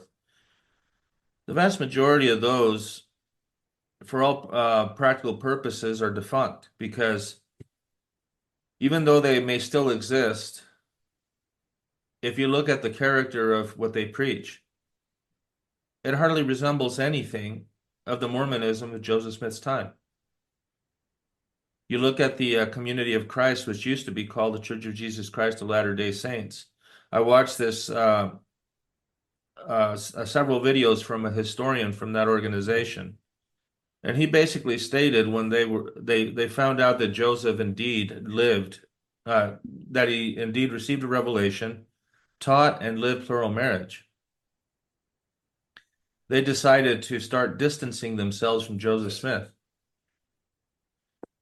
And nowadays they look at the Book of Mormon as inspired fiction. I went through their temple that they have in Independence, and I went through their visitor center and everything. And you watch a short video, kind of like you do when you go through LDS visitor centers. And it was interesting. They're talking about the account of the first vision, but they said that Joseph Smith just had an experience with the divine, and that's how they left it. And I was thinking to myself, wow, this is dry. And it seems like they're completely ashamed of that whole history. And it's like Kimberly brought out, Brigham Young is very instrumental in preserving all that. And to those critics of Brigham Young about how he wanted to revise all the history and everything, why did he leave in all the entries where Joseph Smith is saying things that are can be perceived as being contrary to the principle? Those things weren't hidden from the record; they were there. And as far as reminiscences are concerned and everything, most of our lives are undocumented. Nevertheless, these things did happen. True, we can't prove things happened if there's no record, but you can't prove that it didn't happen either. And when you compare people's recollections, especially when you have such a vast variety, and you begin to connect the dots and see a lot of common denominators, you can establish with a great deal of confidence that certain events did take place. And so I, for one, I'm very grateful that Brigham Young did what he did and did what he had to do to preserve it. And so that's all I have to say. Thanks, Sean. Jacob, go ahead, man. Cool. Yeah, there's just, I have got I think the way you get a deep respect of Brigham Young is to earnestly study his words. That they are available, and it takes the time commitment to start to read his sermons, but there is so much light and truth in there that is why so many people have an unshakable testimony of Brigham Young as a prophet of God, in spite of all the railing accusations that could be made against him. That all the, it doesn't matter when you've got that testimony and you know what is in his heart from the Spirit bearing witness to you. I absolutely agree that, as was mentioned early in the presentation, that basically, over 95, maybe 99% of what Brigham Young taught doctrinally, you can show had its links to Joseph Smith in some way. I think that, so a lot of people will criticize blood atonement, when I think when it comes down to it, I think blood atonement was just a mixture of capital punishment and the violent Western rhetoric that could, those were what that was. And I think there's a great quote that kind of addresses the accusations of Brigham Young being a tyrant, and also the early Utah being a period of violence. And this is in Thomas Alexander's recent biography, Brigham Young and the Expansion of the Mormon Faith. He said, "All too often, critics of Brigham Young have assumed that he controlled the Latter-day Saints through fear, coercion, and violence. We should understand, however, that these methods can control a people only if they have no way of escaping the system. In Utah, most of those who wanted to leave the territory generally either did so, or they remained and fashioned their lives according to their own persuasion. Clearly, a few who wanted to leave could not do so because of violence. The Parish Potter murders are witness to that. Many of those who left Utah chose moderate Mormonism by joining with Emma Smith in the reorganization under her oldest son with Joseph Smith. Or like Wilford Woodruff's friend, Alexander Badlam, some moved to California to engage in business. Some businessmen like brothers Samuel, David, Joseph, and Matthew Walker and the Godbeites, an LDS offshoot of business people and intellectuals, remained in Utah to run businesses outside of the Mormon fold. Violence did exist in Utah, as historians Scott Thomas and Polly Arid have shown. Michael Quinn has argued that Utah harbored a, quote, culture of violence. Most of it, however, as Thomas's study has shown, was uncoordinated vigilante action or commonplace criminal activity. Available statistics show that Utah was less violent than other areas of the West. In fact, Brigham Young wanted apostates to leave the community so he could build saints. "You nasty apostates, clear out," he said. As Polly Arid has reminded us, she has given us case studies of 7 individuals who wanted to leave and succeeded without too much difficulty. All of them believed that violence existed in the community, but Arid cited only Swiss immigrants Frederick Loba, who made specific charges that are clearly questionable. In many cases, those who wanted to leave could not because they were too poor or they owed debts and they could not pay. At times, the creditors and debtors could not agree on the extent or even the existence of the debt. Such disagreements led to some cases of property confiscation by bishops, or in several instances, a demand by Brigham Young that the debtor pay what Young believed he owed before leaving. A more pertinent question is, why would the Mormon people persevere by traveling 1,000 miles to Utah and then disperse throughout the Mountain West, where they chose to live in relative poverty on hard scrabble farms, house their families in wagon boxes and dugouts, and dig irrigation ditches? They might have abandoned Mormonism and remained in the Midwest on prosperous farms blessed by summer rain. It seems ludicrous to believe that they did what they did because of coercion. Rather, they founded Mormonism and Brigham Young's teachings a philosophy and way of life that offered happiness in this life and the expectation of an exalted one after death and the resurrection. So I think that's a good quote that I think summarizes the contrast between the spurious allegations that can be made of, or criticisms, versus the reality of how things actually were in Utah. And I think that that's truly what it comes down to is, life is messy and you can always find things to nitpick or criticize about different historical figures, and no one is perfect. But I think what's way more important is to find the truth and the light and the revelation and the knowledge that you can really glean from Brigham Young. And that's my testimony. And I say that in the name of Jesus Christ. Amen. Amen. Amen. As I look around the landscape of Mormonism right now, one of the things that concerns me most is how people are quick and somewhat eager to throw out Brigham Young. And that spans the gamut of Mormon expression, from the LDS Church on down to fundamentalists now.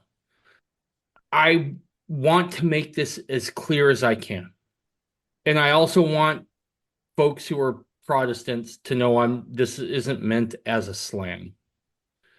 But quite frankly, if we unhook Brigham Young from the Restoration, we don't have anything that resembles Mormonism as we've come to know it and as it was revealed by Joseph Smith, period. Joseph revealed a lot of things, and then Brigham went on to organize those things. By Joseph's commission, I might add, especially when we start talking about temple ordinances. Joseph's direct commission to Brigham Young was systematize and organize the endowment, which he did.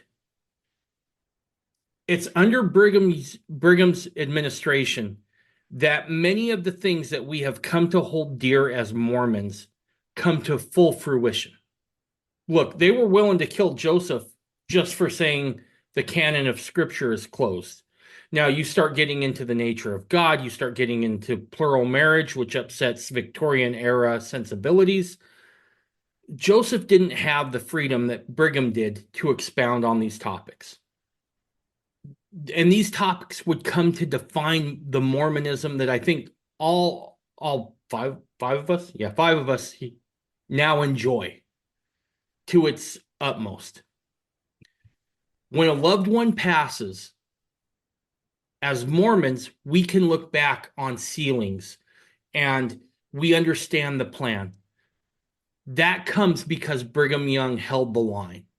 When things were at their worst, the Lord and Joseph turned to Brigham, because in Brigham you had a guy who was just stubborn enough to keep those things going.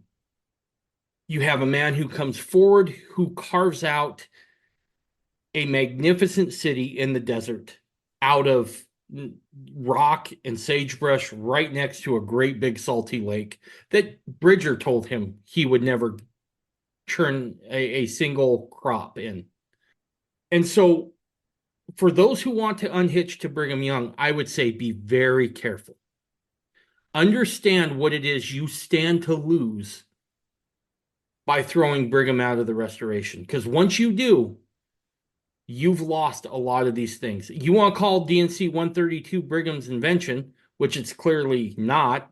That came from Joseph. But Brigham was the one who was able to expound on it because he had the freedom to do so and the space to do so. What do you got left? You got Protestantism with some different buildings. And again, I'm not trying to slam Protestantism.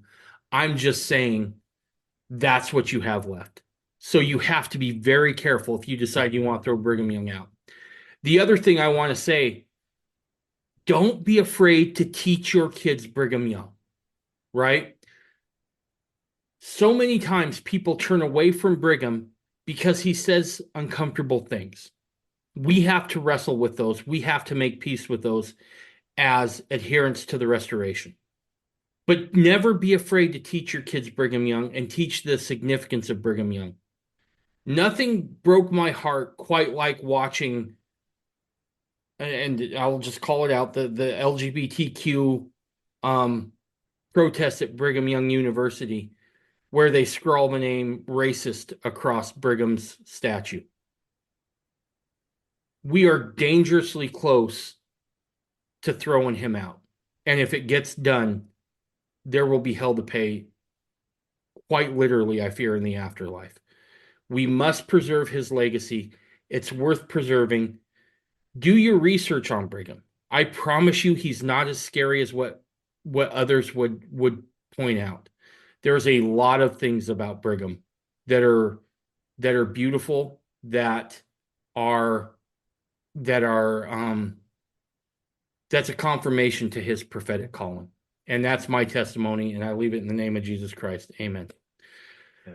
All right. Before we wrap up, does anyone have anything else they want to add? There's a new movie actually coming out defending Brigham Young. I don't know if you're aware of the new movie that the Interpreter Foundation is No. releasing in October.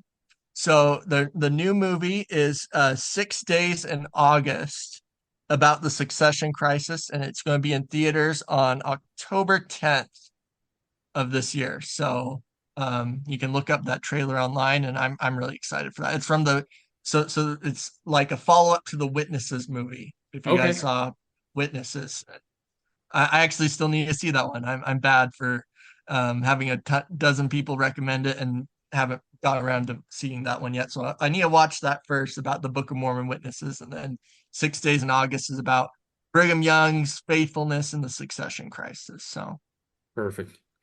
All right. Well, look, I love and respect each one of you. I'm a big fan of the work you do in defending the gospel, and I thank you so much for being on. So, all right. Bye, everybody.